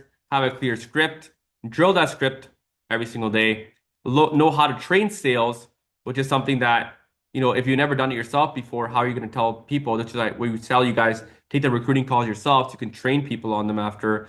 Pre-demo process with trust assets, which I'll share you guys on the next slide as well. Just email your leads more times afterwards. You can ask our team, but more email blasts, text blasts, setters is what you need for 80/20. And hammer them emails. What is hammer them emails? When someone books a call, we send them 16 emails, which is a lot. Every objection handled, every information about our company handled, value, case studies. On average, 3% of people get agitated, but 80% of those people still show up. The ROI on this is very, very high. Okay, so sure, we had like some people that were getting a little bit, pissed off. Like, oh, you're sending me so many emails, right? And we actually looked at all of the metrics, right? Only like 3% of people actually complained. So like our coaches were like, oh, like, blah, blah, blah, blah. But like out of those, a lot of people actually showed up. So nothing actually was broken. Our pre-demo process, which I will share with you guys, this is gold. This is the stuff that can really help you guys minimize your sales cycles. It can help you get more closes, you get agents come to your calls more warmed up. Pre-demo process. If you guys go and you guys just implement this, if you guys go, like, for example, let's talk about you guys that are running brokerages and teams. Go to School Classroom Attraction Mastery. Go into Attraction Mastery and you will see the pre-demo process. Okay? You will see the pre-demo process here. Let me log into 1 second. You will see, like, the agent, call them 1 day prior. Do it from an iPhone. Make sure your iPhone cover, like on iPhone, you guys should have an iPhone because most people have an iPhone. Like, if you guys have a contact card, it should be like this. So when you call someone, your picture shows up and it doesn't show up as a spam. Okay. And then you text people, say, hey, it's name from brokerage. Then you use the pre-demo call script. Okay. Send a pre-demo email. Then a Google Calendar. Then you can even, the Google Calendar invite that gets sent out, reply to that as well. Then you send a selfie video. All these things come into play here. And you guys can watch that on your own time. That's for the BAP clients. For AOD, it's the same thing here. Pre-demo process, you'll see it. Same thing. Okay? I have videos as well explaining it. So that's the pre-demo process. This alone will be a big golden nugget for all of you. So You could do a lot of things for your sales process. You could change the offer, your avatar, your video sales letter, what you do before the call for preparation, your follow-up, your scripting, your training culture, long-term nurture, acquiring salespeople, sales process walkthroughs. I'll walk through all the different things very briefly here. The next little bit of it's not going to be too long. Um, People always say you got to sell the man in front of you. You don't sell the product. If you know who you're selling to, what you plug in, the product, that it matters. It doesn't really matter from a selling perspective. If a lady is struggling to lose weight, you sell to the pains. And how to get the pains out, as I mentioned, a lot of it's pre-demo, but it's also on the call. Which today, when I go to the script, I'm not going to do like a long script walkthrough, but I'm just going to go over the discovery. Okay? Because that's very important. The solution could be ashwagandha root, workouts, meal plans, GOP shots. The solution is interchangeable. Like, in the end of the day, we are finding the pain with an agent and chunking up and ascribing a solution to that pain. That solution could be a brokerage, it could be a coaching program, it could be a service, it could be a downline organization, a rev share, it doesn't matter. It just that's a vehicle to solve a certain thing. Okay? Sales teams will understand the prospect and the pains more than the product itself. So, as opposed to being a consultant, you must have a superior process instead. Like some of you guys, as a broker, are obviously closing people because you are the person they want to join, right? Think if you want to have a valuable company, you cannot be the bottleneck. So you got to have a superior process, and this is what I mean. Like your guys' recruiting team or sales team must have like a whole process.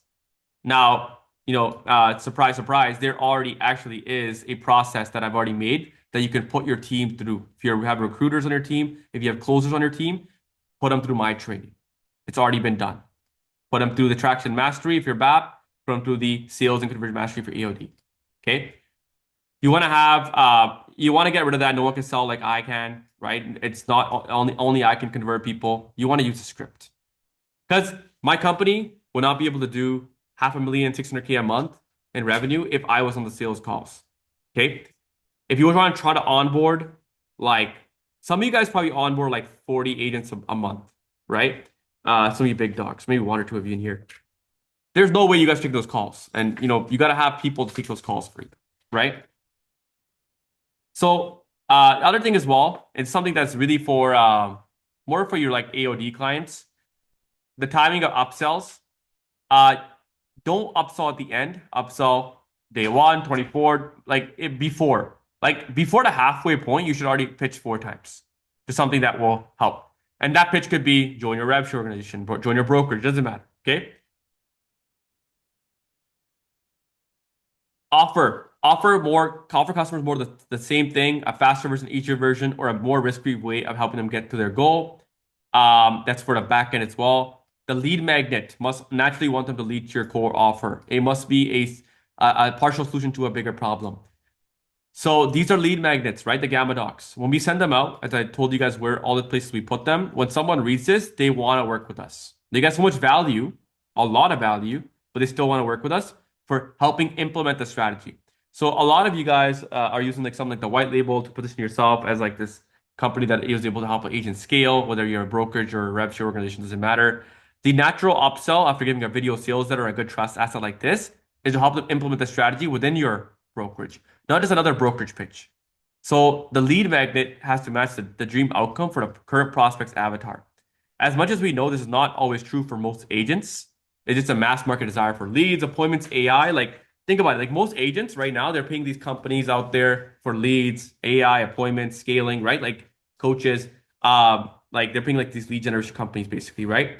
If you can take a lot of that what they're offering, which is like a white label and all that, like, and put it into your own offering, you will have a lot of success. So how do you pick the right avatar? What's the favorite type of agent you work with? Stop selling to people that are not that. Price or structure offer appropriately for the favorite agent or customer.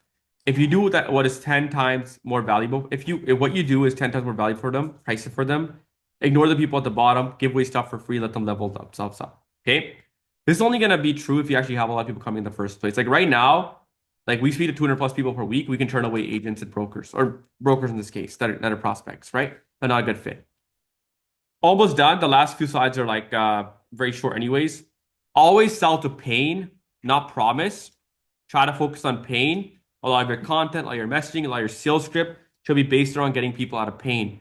Someone is going to be much more motivated to get out of a burning house as opposed to a going to a desired place, right? So agents, like they're like in like email notifications, right? Like they're not able to take a vacation. They fear the business is not going to make money without the owner, or agent fears that they're not going to have to work this life forever, the roller coaster income, right? Talk about the pain. And you can get that pain in discovery, which I'll talk about very shortly. Actionable steps for pain analysis. Listen to 20, 30 calls, note the consistent pain words that people say, and wave these exact phrases into all messaging, ads, VSLs, and script openings. Actionable steps for pain analysis if you want to get even more advanced. Transcribe all your sales calls, put them into a Claude project, and get the deep analysis from AI. And have a document called Why Do People Buy or Why Do People Join Our Thing, and implement it across your entire front end. Front end is your ads, your video sales letters, your email, your text messaging, your sales calls, all that. Right? Now keep in mind, I wanna give you guys a note here, a very important thing. If your process is not broken, like don't fix it. Like just do more, right? This is all stuff that like I'm teaching guys this of strategies that like when the process is broken. So, sort of the last slide, I'm gonna go over some nuggets. A lot of you guys have a lot of opportunities right now, and it's just gonna get you guys excited. So, I have a lot of friends in private equity and venture capital, and you know, um, a lot of the clients here that are brokerages, right? Like once you solve a predictable recruiting and scaling process that is, predictable or repeatable, like you can do so many things, right? Because you have a network effect type business. Every single additional member makes a brokerage more valuable, right? And even Alex Ramosi says that it's a good model when it's done correctly. And you can do things like roll ups. Like for example, I know a couple people in the online marketing space. Let's just say I have a business doing $1 or $2 million a year in profit or EBITDA. I mean, I might be worth 3 to 5x. But if you guys know in the world of like private equity and everything, a company that's doing 10 million in profit can now be worth 10x. So like if you could just combine brokers together, like whereas your company might be only worth 3 to 5x, you can now have a 10x if you just combine. So there's a lot of opportunity here in this community. Like I would, like a lot of people in this community, if they have a good brokerage, like if they want to exit, like you can have a roll up and you can have a great payday. Like I've seen people do that in other industries as well. If you guys look at JT Fox, he talks about this a lot too. So something just to take a look at. There's a lot of opportunity for a lot of folks here. Okay. Some of you guys here are at companies that are pre-IPO and they're attracting agents and you're getting a lot of stock, right? Big payday. Like these things here that we're solving for you are not just short term. There's a lot of big plays here that can happen. Okay. Now, some last minute nuggets, and then we'll do some Q&A. Then I'm gonna get into the script, of course. I know we're trying to finish off everything by 2. The power of constraint resolution. You must always ask yourself every single day, what is my primary constraint? Focused on finding things that are the constraint. Look, I track all my tracking sheets here for a reason. We have double, triple checks on all the tracking sheets. Always focus on what the constraint is. If everything's pretty much good, just do more of it. And do more of it until it breaks. And when it breaks, then you have to get better. And when you do better, if it's already good, then you do more. And then sometimes like you actually end up in a spot where like you are such a powerful player and like let's say you're like a local brokerage, you have like the majority of market share and like you can't really even do that much more. Then you do new. And then new could be a new model, a new market, or new location, doesn't matter. Okay. The market is gonna reward the people that eliminate their bottlenecks the fastest. Always look at your tracking sheet and see. Like this is like one of my closers, Jamie. I always see like her show up rate's 95%, her close rate's like 24%. I always know like, okay, there's not really any constraint. Like if I just feed more demos to Jamie, she can do well. Next thing is innovation, right? The greatest gains are always found in innovation. For example, for us, when we help people out, like the rev share brokerages with digital products, that was a pretty big innovation. Allow people to scale with the what I call agent finance acquisition. For the BAP, innovation, right? With the video sales letter and everything. In any industry, especially ones that are like getting more antiquated, the innovators will always win. In this community, I want people to innovate. Okay. I encourage every single one of you to have an open mind and ditch old mindsets. Fundamentally, every business has similar constraints. We're all service-based businesses here. The only difference lays in how we get paid. A variable that we must always remain open about, right? I'm open-minded. Like a lot of us here are helping agents one way or another. We're training agents, we're serving agents, right? Like I know we're helping brokers, but like you guys are all, helping agents, right? Some of you guys just get paid differently. Some of you guys get paid through rev share payouts. Some of you guys get paid through splits, fees. Doesn't matter. Some of you guys get paid up front. We're helping agents, right? That's only a monetization model. That's different. Like what you got to be is innovating on like, okay, well, what's my constraint? How do I solve it? How do I think outside the box? And we can always ask our team as well because we have a lot of insights across hundreds of clients. Okay. You must always have a scalable, duplicatable sales process. If you want to build a valuable company that's sellable, if you want to reduce stress, if you want to have repeatability, you want to have a repeatable process. And we teach the repeatable process for recruiting and sales based off top clients instead of BAP, attraction mastery, and sales mastery. That's why like we want you guys to consume this. It's a lot of it's one time, right? Put the extra work in. Sales is a sport. To consistently win in sales, you must approach it like a competitive sport. Your performance directly correlates with your physical and mental state. So for a lot of you, supplements and vitamins, comprehensive health checkups, daily walks, nutrition and balanced diet, wellness routines, like I'm on peptides, like um, meal plans, doesn't matter. Like, take care of your body. It'll serve you. Okay. Um, our skill, your advantage. We currently spend anywhere from 150 to 200 grand a month on ads. And that's a lot of money on Facebook ads and Instagram ads. We will give you guys the insights. Okay.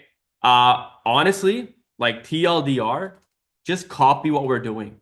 Like stalk us online on our YouTube, on our Instagram, and email, like LinkedIn, and just see what we're doing and just copy it for your own brokerage or business. Or it doesn't matter. You will be like you have so many like high level insights and apply it at the low. Like what we're doing is we're doing it at the internet, like at the national level. You would have do it at the local level, right? Or at a little smaller scale. Just copy us. We have a lot of insights. We'll feed it to you guys. Use the community, guys. I know some of you guys are really good at it, but share your constraints. Like most people here are like in different markets. Like you're not really like, against each other or whatever, right? Like use this. Like I'm in so many masterminds right now. I've gotten so much like value of just like jumping on quick calls with people in the mastermind, putting posts in the community, like, hey guys, this is like my this is my constraint right now. How do I solve it? People will message, right? Like we want the community to actually be valuable. Like it shouldn't just be like us posting. We want actually people to share their insights. And when you start sharing, other people will start sharing as well, right? Like that's why you have the school community. It's not just there as like a random support group. It's like actually there to be a mastermind. The pre-call, like everything that I've seen of the past couple of years is everything happens before the call, and you must really have a banger pre-call process. Okay, so honestly, like just look at what we're doing as a company and do that for pre-call. If you guys need help on what we're doing for pre-call, I'm sure Arjun can cover all of our pre-demo processes on one of the coaching calls one day, or you can ask him in Slack, right? And a lot of you guys like if I were to give you like a one thing to always do if you're confused, like, oh, like how do I make this presentation that Agent Attraction IO is doing for my brokerage or for my organization or whatever it is, use Manus. Put in the link, it will study it, it'll ask you questions, it'll make it for you. That's it. AI is that powerful now, okay? It'll even make these images are made with AI, like, and they got made within like 30 seconds, right? Another thing as well that I will say is a lot of you guys will have a lot of impact in the agent community eventually. You want to actually, it just seems like, a little bit trite, but it's true. And I'm like a big believer in like the, metaphysical and, Joe Dispenza and all this. But I truly believe that if you go with the mindset and you truly want to help people and you have an authentic energy and you have like a heart of love and you want to serve people, it's going to bleed through and everything. It's going to just show. So this is something that I would always say and something that's helped me with sales. Every single time I want to help, I've always had really good months. I don't know what the correlation is, but it just helps. Um, Another thing, mastering the script, right? Like I'm gonna be covering the script very shortly. But I'm not gonna be like getting into too much of the script. Uh, sorry, this was supposed to be at the end, but anyways, another thing that I will share as a nugget is don't fix what's not broken, especially for your marketing funnel. Like sometimes you just want to like fix it and it's not broken. Like sometimes like I know people like there's a guy on YouTube. You can watch him. His name is Daniel Illes. Daniel space ILES. He's making $4 million a month USD. His close rate is 4%. If the numbers work, just do more. That's why I say more, better, new, more, better, new. Okay. Another thing for thinking about your business is always solve marketing first, then solve sales and conversion, and then solve your backend. So if you're not getting agents on your calendar booking and you don't have a full calendar, do more of that first and solve marketing. And then you solve, okay, well, how do I convert more of those agents? And then you solve onboarding retention at the end. Okay? You can do all of them a little bit at the same time, but focus on one division at a time. That's something that I'll say for you guys. Um, no task is below your pay grade. To truly build scalable systems, the founders must get their hands dirty, right? I think a lot of people here try to delegate too early. And I've done that. I made mistakes. Like you can't just delegate your way to success. Like every process, no matter how menial it seems, you needs to be understood by the founder. Anyone that I know that's making a lot more money than me, they know every little like nook and cranny of their business. They don't do it, but they still know it. And they know it better than the person that's doing it, right? Put your ego aside because a lot of these things that like if I have to go watch the school community and like it's gonna take you like some time to go through it. Set aside a set aside like a week, right? Or a couple days. Solve it. A lot of this stuff is just one-time effort. Like for me, I remember like I was on a call with one of my mentors. This guy's like $3 million a month. It's like, oh, I'm busy. I don't have time.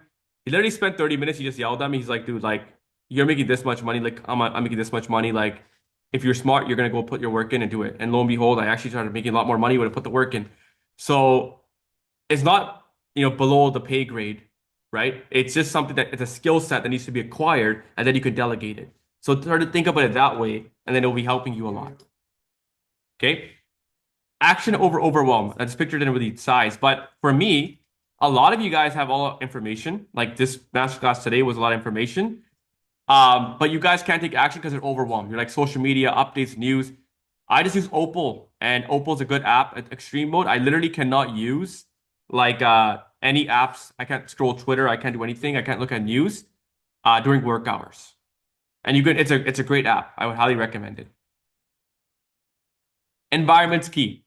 This is something that is for me as a very high leverage thing. I know I'm not talking about sales right now, but it's important. I just thought I'd share with you guys. Like in our office, we have on-site gym, grocery shops, we have a meal prep shop, we have Chipotle, we got like a Starbucks, we got everything is here, and we don't have to leave, right? Like one of our assistants in the office, they come and get lunch for us. Like we are locked in, and this is something that really helps. But also, when you're at a high level, like you want to have good status delta on your calls, and you want to make sure that your office environment looks the part. Okay. Uh, Another one that is important. Once a week, I would encourage everyone to go on YouTube and start to learn AI. Just 4 to 6 hours a week. It's not that hard. Sometimes people get scared of the word AI. It's not that difficult. You can build apps, websites without coding, and YouTube has crazy walkthroughs. This year is our goal to do AI. We truly think that we can delegate like majority of the company with AI, and it will do a better job than most of our team. I don't know if you guys have heard of like what Claude bot is, but it's basically like you have a WhatsApp and you just talk to your WhatsApp and it runs your entire company. It's pretty insane. So like start to look at like stuff on YouTube, like search up like Claude, right? And you'll like people like walk through, like just do like Claude walkthrough for beginners. Okay. There you go. People make like long videos on this. Claude code walkthrough. Don't get scared of the word code. Something called vibe coding. Like you can just make like this guy made a 4 hour long course on how to use Claude Code for free. This is uploaded 8 days ago. In fact, my team watched this and they made some crazy automations and apps. And my team is not like software engineers or anything. Okay. Now script time. Okay. I know I went over a lot, but we're gonna push through the script and I want to make sure that's valuable for you guys. If you guys have any questions, let me know in the chat and we'll answer those for you as well. But let me know in the chat and then let's go to the script here. But the script, I'm going to cover just the basics. Okay. Maybe spend like 20 minutes on the script and then we'll end it off. I know it's been a long masterclass already, but I wanted to make it valuable. But the script is here. Now the script, I want you guys to watch on your own. if you guys are leaving right now, and some people are like have to jump in and out of the call. Sales and conversion mastery is for the people that are doing AOD. BAP is going to be the attraction mastery here. So start off with BAP, and then I'll open them side by side here, just to show you because they're very similar, right? They're very similar, but they're a little bit different, and I'll show you guys what I mean by this. I'll cover one at a time. Let me answer a quick question there. I think for Christian. So you have a database of agents that have not worked well. Fast and show what's the most effective way to have your setter tackle this and get some more demos. Um, Text blasts. Just get the setter to call them. I mean, look, like, uh, you're not going to convert a lot of them anyways, right? Like we probably convert like less than 10% of all of our leads, and that's fine. That's still a good return. So just take a look at your overall return, and if that's good, just keep doing more. Because like those people will come over time. If your setters are having success, though, ask yourself like, are they using local numbers? Are they double dialing? Are they leaving a voicemail that's generic? Are they texting them after the call? And then also, are they cycling their numbers consistently? Because sometimes the numbers in the CRM can end up in spam. Yes. For setters, it would be good to have them in a different time zone. But honestly, nothing beats like in-person setters. But obviously, that's not going to be the case for every single person at the beginning. But yeah, we have setters like all over. Okay, so guys, I want to go over some things here. This can be valuable for everyone. Introduction. Look, if you guys are a brokerage owner right now, right? I have a whole introduction to like recruiting, and I've had a lot of calls with people that are top clients that have seen, and I've pretty much made like a whole in-depth process of how to recruit people, and on Zoom in the shortest period of time. Um, and again, like this is more like presenting an offer, right? There's some training on checklists, how to set appointments with your leads, their scripts, and all that. Walk through it. One thing I will say is everyone here should have Google bookmarks on their browser, so when you're on a Zoom call, it's easier. But the if you look here, right, guys, the official attraction demo call process. Attraction demo call is the what we call the attraction call is like a recruiting call. Okay, so let me just pull it up here. Like you can see, it's quite in depth, but there's a lot of information here. All right, like stuff like this. Like I'm gonna cover this with you guys briefly. Like you must have status delta on your recruiting calls and even on your sales calls, right? This is gonna be the same thing, right? Um, and like one of the things that I would always say is like make sure physical presentation is good, clothing, grooming, physical shape, watches, grooming, office workspace. Like look at Jonathan here, looks like a stud, right? This is like he needs a top closer for us. This is what I would say, whether you have recruiters or if you're on the calls, or if you're the sales call, the same thing applies, right? So you want to make sure you have a good status delta. That's very, very important, right? So that's the efficient attraction demo call process. Even the same thing applies for the sales call process. I'm not going to cover that, right? Um, the pre-demo process is very, very important. Okay, the pre-demo process. This is something that I wanted to cover with you guys here. Everyone should be doing this. Everyone. So the pre-demo process, here's how it works. Anytime you have a call, 24 hours before, take your iPhone out, right? And make sure your iPhone has a contact card like this. Text them, hey, it's John from this company. Share the information. Then I would actually send a selfie video first. I have like an example from my company, right? And from there, if they respond to the selfie video, that's fine. If they don't, then give it 3 or 4 minutes. Call them with this script here. I have a script. It's pretty much what we use in-house at our company. Mold it to yours. The same thing applies for brokerage owners and recruiters here. Same thing. All right. Where are we? Sorry. And then send them a pre-demo email. So I have a template as well that you can send out. And you can have all your links here. You have a video sales letter and all that.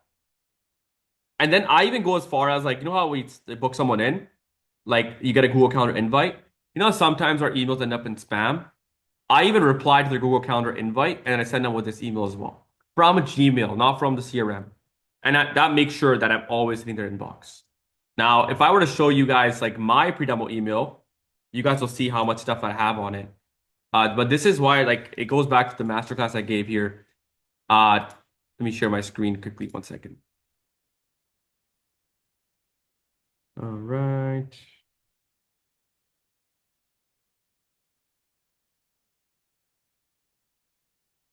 This is my pre-demo email. So every time the person has a call, they're sending us something like this. Hey, great chatting earlier. Appreciate you taking the time. I got you scheduled tomorrow at whatever time is. Change it there. Please accept the Google Calendar invite. And then I have all my trust assets.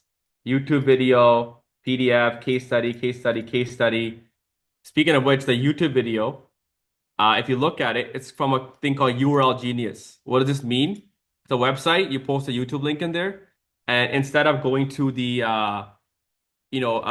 instead of going to the other thing, where it will go to the YouTube website, it'll go to the YouTube app. Okay, which is way better. All right. Where are we? Sorry. So that is what your email should look like. Ideally. Obviously, I gave like a basic placeholder one for you guys, right? Like the email template. But it should look like this. If when you have all your trust assets that I talked about earlier. All right. Now, if I go back and I talk about the actual call, here's the script. This is a recruiting call script. I have a training on this in depth that'll do a way better job when you watch the recording. Here's a sales call script for you guys that are selling digital products. Pretty much same. It's pretty much very similar. What I'm going to basically do is I'm going to cover. So on the script, there's the introduction, there's a background question, there's the discovery. After discovery, the transition. Then there's case studies. Then there's a thesis, how to present your thesis of your brokerage to a prospect or an agent. Then it's all what you're offering at your brokerage. Then is your offer. Here's what you get when you join our brokerage. Then you do a soft tie down, and then you close them. So you can see that now, like when you take your agent through a process like this, it's very streamlined and it can be scalable, repeatable, duplicatable. This is not just some random fluff process. This actually has been validated by a lot of people that it works. All right. And then there's objection handlers as well. Because there are going to be some objections. It could be logistical, it could be uncertainty. The same thing applies for those of you guys that are selling the digital product. Very similar. Okay. So this is a script that I use in-house for my own company as well. All right. Cool. So that's a script. I'll cover the script at the end, but some stuff about no-shows. Whenever you're going to no-show, at the 2-minute mark, call twice. They don't pick up. Email them. 10-minute mark, call again. If they don't, mark them the CRM and mark up as a no-show. And here's where it comes to the script. But for those of you guys that are like, sort of in a rush, you guys can't stick around. I even show you guys like here's how to make your own thesis deck for the brokerage. Like everything has been done for you guys. You just got to sit one day and just implement it for your brokerage and try it. Like it shows like, how to make a brokerage presentation deck. Like you guys saw our presentation deck, right? Like for our company, when you guys become a client, we tell you guys something similar on how to do it for your brokerage. Okay. We teach you everything, and we teach you how to handle objections as well. Then we teach you how to do follow-ups. So I want you guys to watch all this, ideally, if you want to maximize your close rates. Same thing applies for those of you guys that are in the AOD program. Okay. Let's go to a script now, because it's important. Now this script is the same for up to the discovery part. So this is going to apply for both of you guys, right? Here's how I start off the call at any given time. I like to get right to business. I'm like, hey, John, first and foremost, I want to thank you for showing up. You took time out of your day. I really appreciate you filling out the application. I definitely appreciate it, right? Look, what I find works best just for these conversations. I want to dive deeper into the business, tell your metrics, what your goals are, all that sweet stuff. Look, some of these questions I'm going to ask you. Look, you might not even have the answer to them, right? And that's really fine. I'm just gonna get dive deep into the information and really see what I can get about what you got going on. And then from there, if I get a good understanding, I'll typically present an offer to come partner with us inside of brokerage name or come join us inside of program name. It doesn't matter, right? Like as I mentioned, everything is very, very similar. And I'll be like, so if for whatever reason you're not a fit, right? Of course, I'll let you know you might be a better fit for another company, another brokerage, doesn't matter. In that case, I'll put you in the right direction. Cool. And then you'd be like, okay, as you saw, I'll record these for a point of reference for training purposes. Is that okay with you? Cool. Okay, great. You're good for the hour, right? Like sometimes go a few minutes over. Is that fine with you? Or do you have a dead stop? Awesome. So this should be the introduction of any call. It could be a sales call, it could be a recruiting call, and it doesn't matter. You want to set the point of reference, you tell them exactly what's going to happen, you take leadership of the call, that's it. The background questions. The discovery is very, very important, right? So in discovery, we have this thing that we're trying to do, which is the belief ladder. So let me show you guys what I mean by that. So this is more for recruiting, but this still applies, right? And any agent to join your brokerage or your organization, they must have pain. They must believe they have a problem that's keeping them from getting what they want. If there's no problem, there's no reason for them to move. Business is about solving problems. That's why we always start off the call with, let's find the problem, right? We find the problem, we mark X on there, and now we start to build a case as to why they have the problem. We get the pain, and then we solve the problem by agitating the pain, and then we prescribe the solution, which is your brokerage, your digital product, or rev share, doesn't matter. That's in a nutshell, okay? So the pain can be thought of as the gap between where they're at right now and where they want to get to. That's the gap, right? And we want to establish what they want, what's keeping them from getting it. And we covered this already in discovery scripting, which I'll get into very shortly. Like discovery, we're going to get into it. We're going to cover that, right? We also want to make sure with the agent that they must believe that they cannot fix it on their own. Or if they do it on their own, it's going to just waste a lot of time and energy, right? So they could just come join our brokerage or our organization. When I say or our organization, it could be your digital product or anything. So just work with me here, guys. So you want to create that buying pocket, right? Like they feel like they can't do it on their own. They need your help. All right. Then we also have to make a cost. Like we have to establish like what happens if the agent stays in their current situation. Like, for example, if I'm an agent, they're with a XYZ brokerage, right? I'm like, dude, you've been at the brokerage for 3 years. Nothing's really changed. What's going to change now? And then sometimes people need to hear it from you as a leader for them to make that move over. Okay. In fact, I think one of these days I can literally just do a deep walkthrough on the script. Okay. But I want to give like something valuable for you guys today. Desire. The agent must believe that where they want to get to would solve a better future situation. Typically want to know what they want, why they want it, a number assigned to what they want. We also want to see, do they have a business partner that's going to be in the decision-making process? And trust. Like, do they see your brokerage or do they see your organization as clearly different, unique, superior than other methods? This eliminates, I've been burned before, right? So we got to give us a sale on the brokerage deliverables and the brokerage's model. So if you look at a company ClickFunnels, they first sell you on, hey, funnels are the best way to grow your business. If you want to grow with funnels, use ClickFunnels, right? Thesis, offer. Thesis, offer. For us at Agent Attraction, we sell people on, you need a video sales letter funnel. To get that, join Agent Attraction. Thesis, offer, right? So a lot of this thesis offer stuff, I already teach you guys how to make in the training inside of school, okay? That's a belief ladder. In fact, I am going to share this document with you guys so you guys can follow along because I'm only going to cover discovery today. I'm not going to cover the whole thing. All right. So I just put in the Zoom chat. All right. So now let's go back to the script.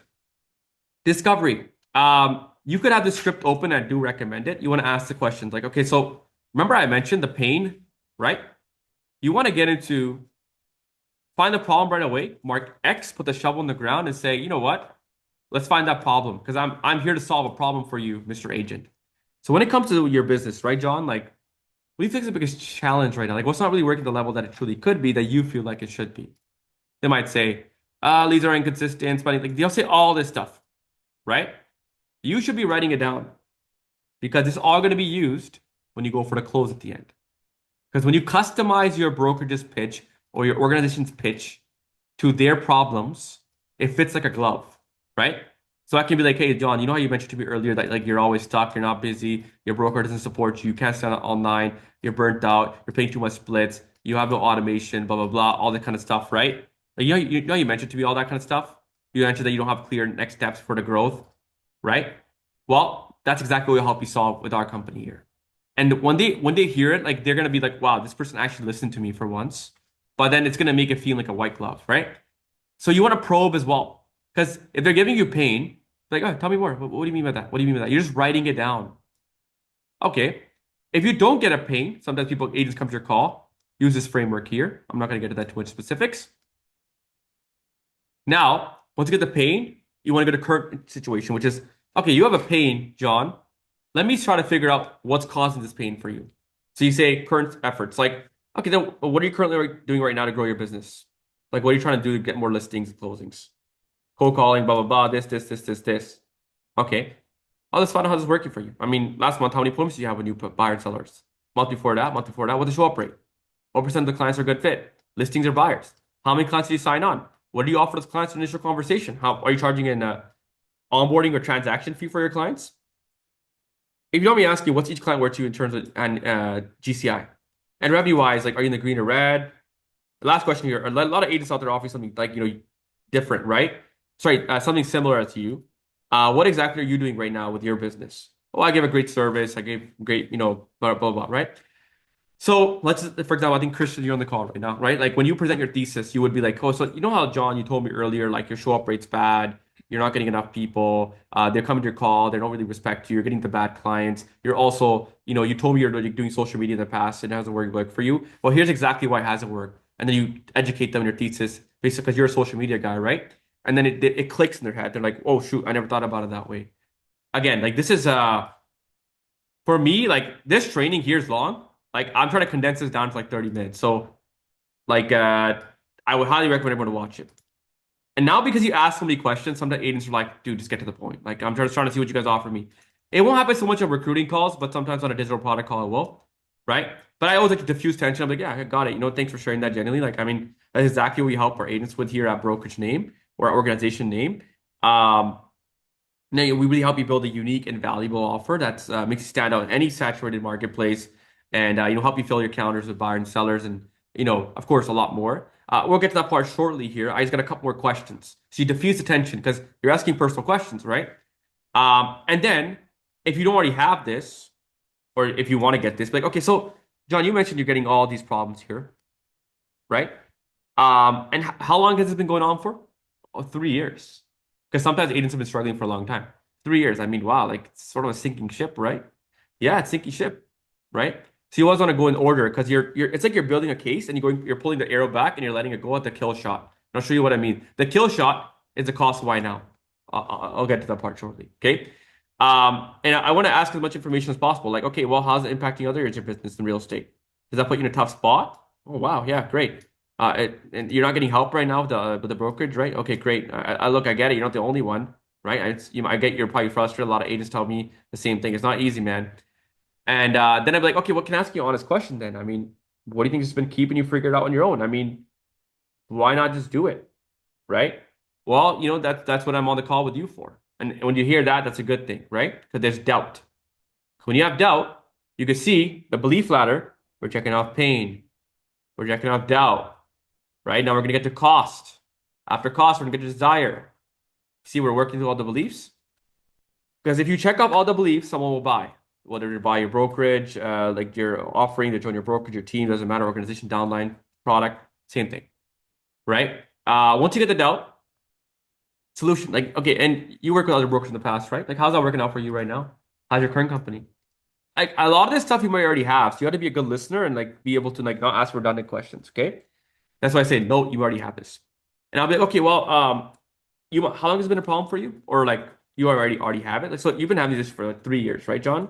Sinky ship, you tried with everything, not really working out. And you know, like I did, if they're struggling or if they're healthy, you can do different things. If they're a producing agent, right, there's always a problem that they can have, right? Maybe they need help building a team, whatever it is, right? Or maybe like they're paying too much in splits, right? So you can, if they're healthy, you want to customize it. If they're struggling, it'd be like, okay, so you have these problems for, this much time, right? And you've tried to fix this in the past. You tried coaches, you tried other brokers, right? You tried other companies.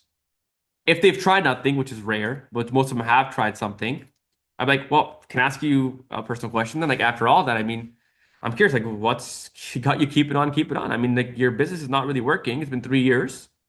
They're like, well, I don't want to work a 9 to 5. I hate this, I hate that, blah blah blah, this, that. Okay, well, why now then? Why do you want to do this now? Okay, and then how does that impact you?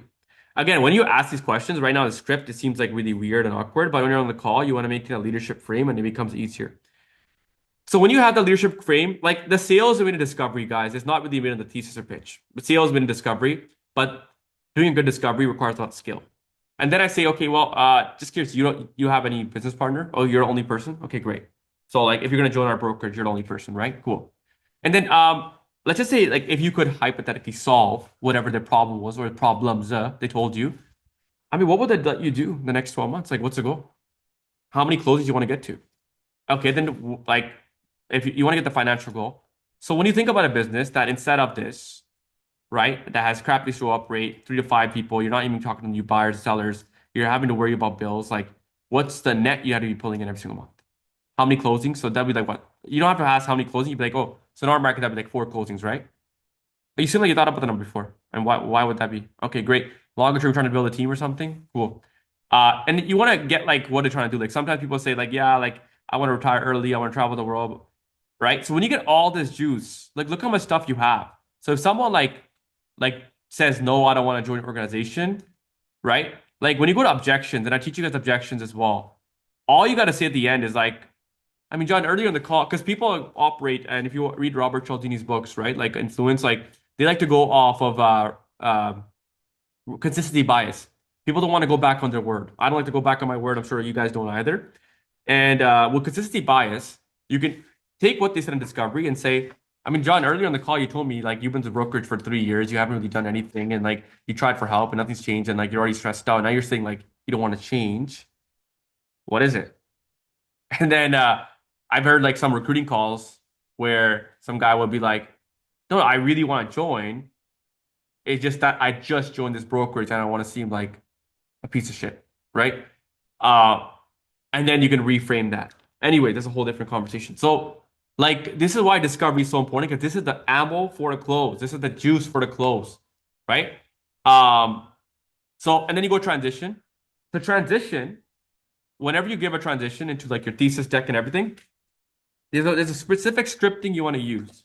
You'll say, okay, based on what you shared, John, I mean, I think what we got going on here at so and so brokerage name could definitely be a good fit for you. Like that said, where do you think we should go from here? Like, I can walk you through the whole process, how we can get you from you barely breaking even, you in the red, you struggling, you're stressed out of your mind, you don't like your current brokerage, to you want to get this out of the way. You can travel the world, you can visit your daughter to college with our company, right? And I know a scaling program because like I think even if you have a brokerage, you should have a quote unquote scaling program within the brokerage because it makes you seem different.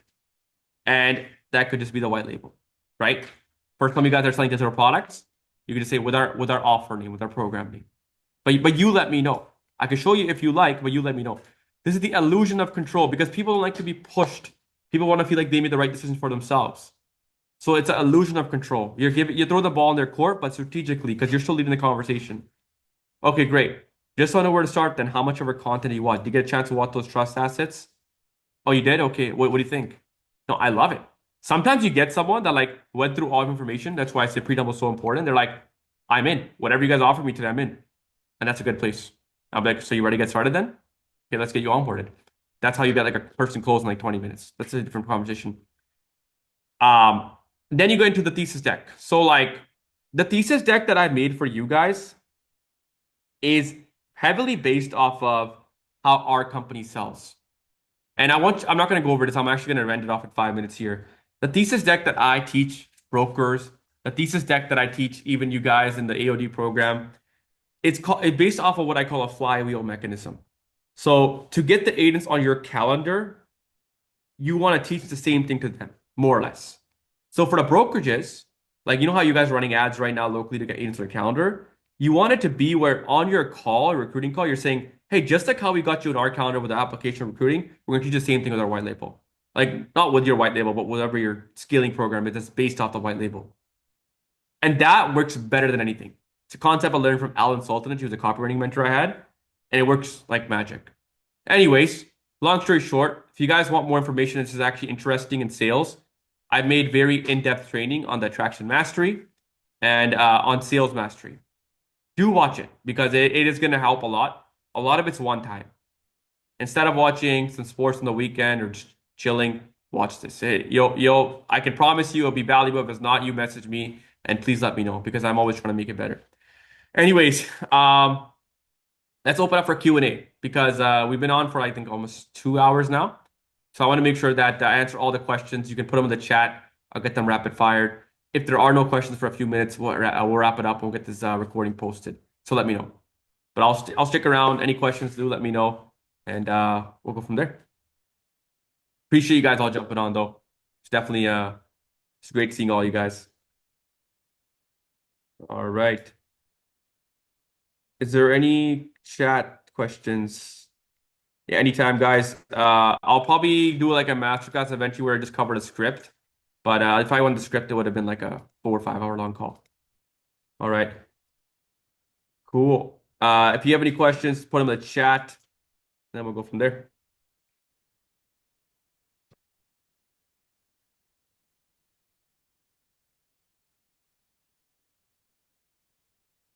Yeah, we'll get it uploaded for you guys today. It's a long one, so it might take some time to upload.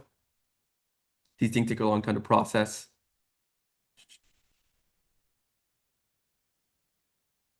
All right.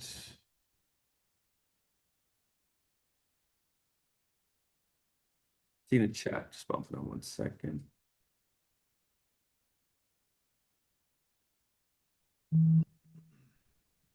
All right. Do you have suggestions for editing the white label for offering or yeah, worry about that down the road. Like instead of marketing sales products, solve for marketing first, get the counters full, then solve conversion, then you can edit the white label.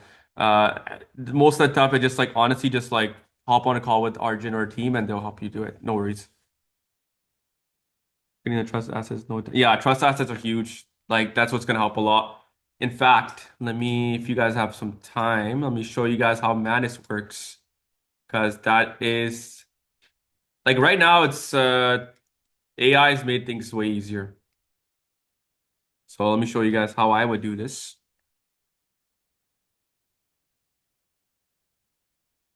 We'll have a dead stop at about 220, but I want to just show you guys this. So I open up Manus, okay? I go to my trust asset. I go share. Here's how I do stuff, right? So I go to this website called Prompt Cowboy. First, I'm gonna put the link in here. Then I'm gonna say, I gave you a prompt. Sorry. So you see, like, I have this thing called whisper flow, right? So I'm like speaking, I'm not even typing. So I'll show you guys what I mean. I gave you a document from the company agentinteraction.io. It is a Gamma doc and is very in-depth. I want you to study it in detail. And then from there, I want you to ask me questions from my local real estate brokerage and make the exact same thing for me and make it in a way where I can then upload it again into Gamma and then make my own version that is the exact same quality as Agent Attraction.io. Do not hold back. See? So now I've spoken to it. It's going to start doing it. And watch. I'm going to copy this.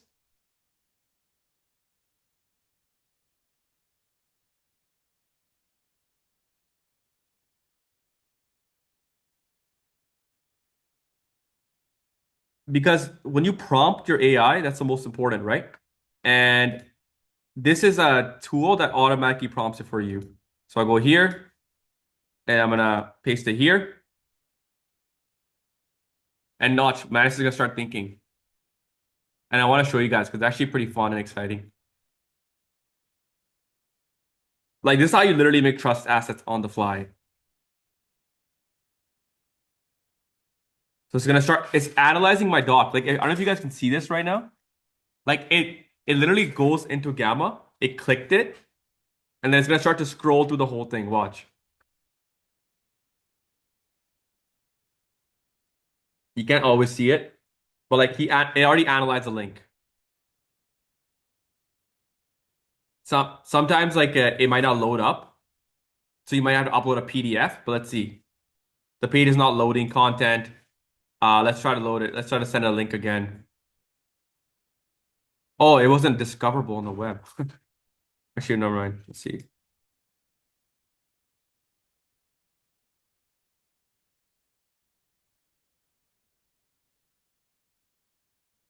Oh, there's let me see.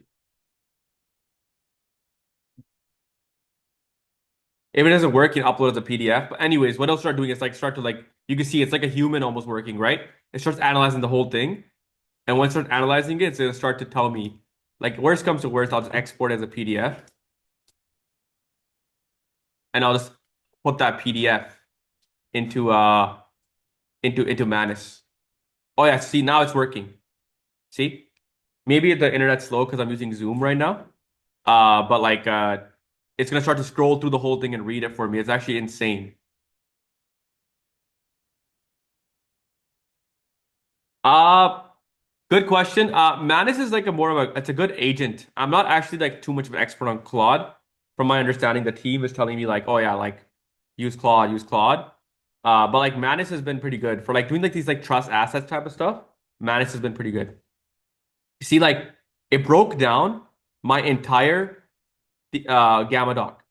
Hook, who is for, who we are, problem, solution, sound like you, three subsystem, proof, cost. What else you get? What happens when you join? It broke it all down. And now I give me questions. What's the name of brokerage? I fill out all these questions. Okay? And I give it back to them, to the AI. And like feel free to answer. Once it's done, then I'll give you a final document and you upload that into Gamma. Okay? Here's how Gamma works. Like it's so cool. Like now it's like insane. Like if I just like do if I like do paste in text, right? I can do a presentation. This is a presentation about a real estate brokerage that is helping agents scale. Let's just say that. I don't know. Let's just say, actually, you know how I would do this? I'll give you a better example. This is the pipeline conversion workshop that we talked about, right? Today. Here's how I made a lot of the slides. And we'll end off on this. I'll go add it with AI. So go like this, generate card. I tell it sales is all a game of solving constraints. The person that can solve the constraints in the fastest period of time will be the one that wins. You must solve constraints religiously. So you must have good tracking, good analytics, good metrics, and you must solve the one constraint that solves other constraints as a proxy. I don't know, just say that. So now I don't know where I pasted that. But like I use the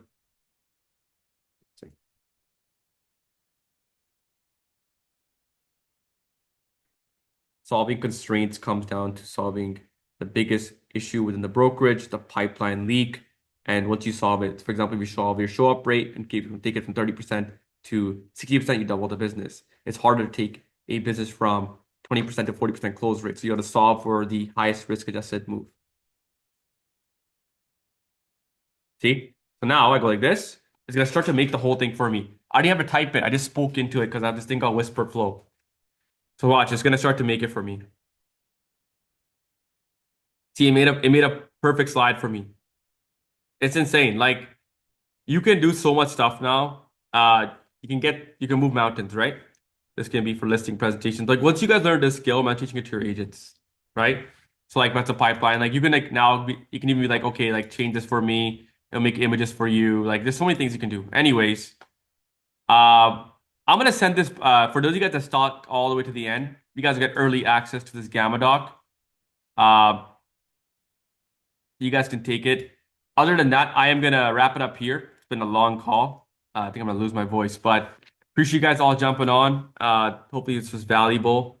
And the next one will also be very valuable next month. It'll be with Jazz. He's gonna talk a lot about the marketing and everything, and that's gonna be even more fun. So other than that, guys, that's pretty much it for today's masterclass. Truly appreciate everyone jumping on, and we will see you guys soon. See you guys.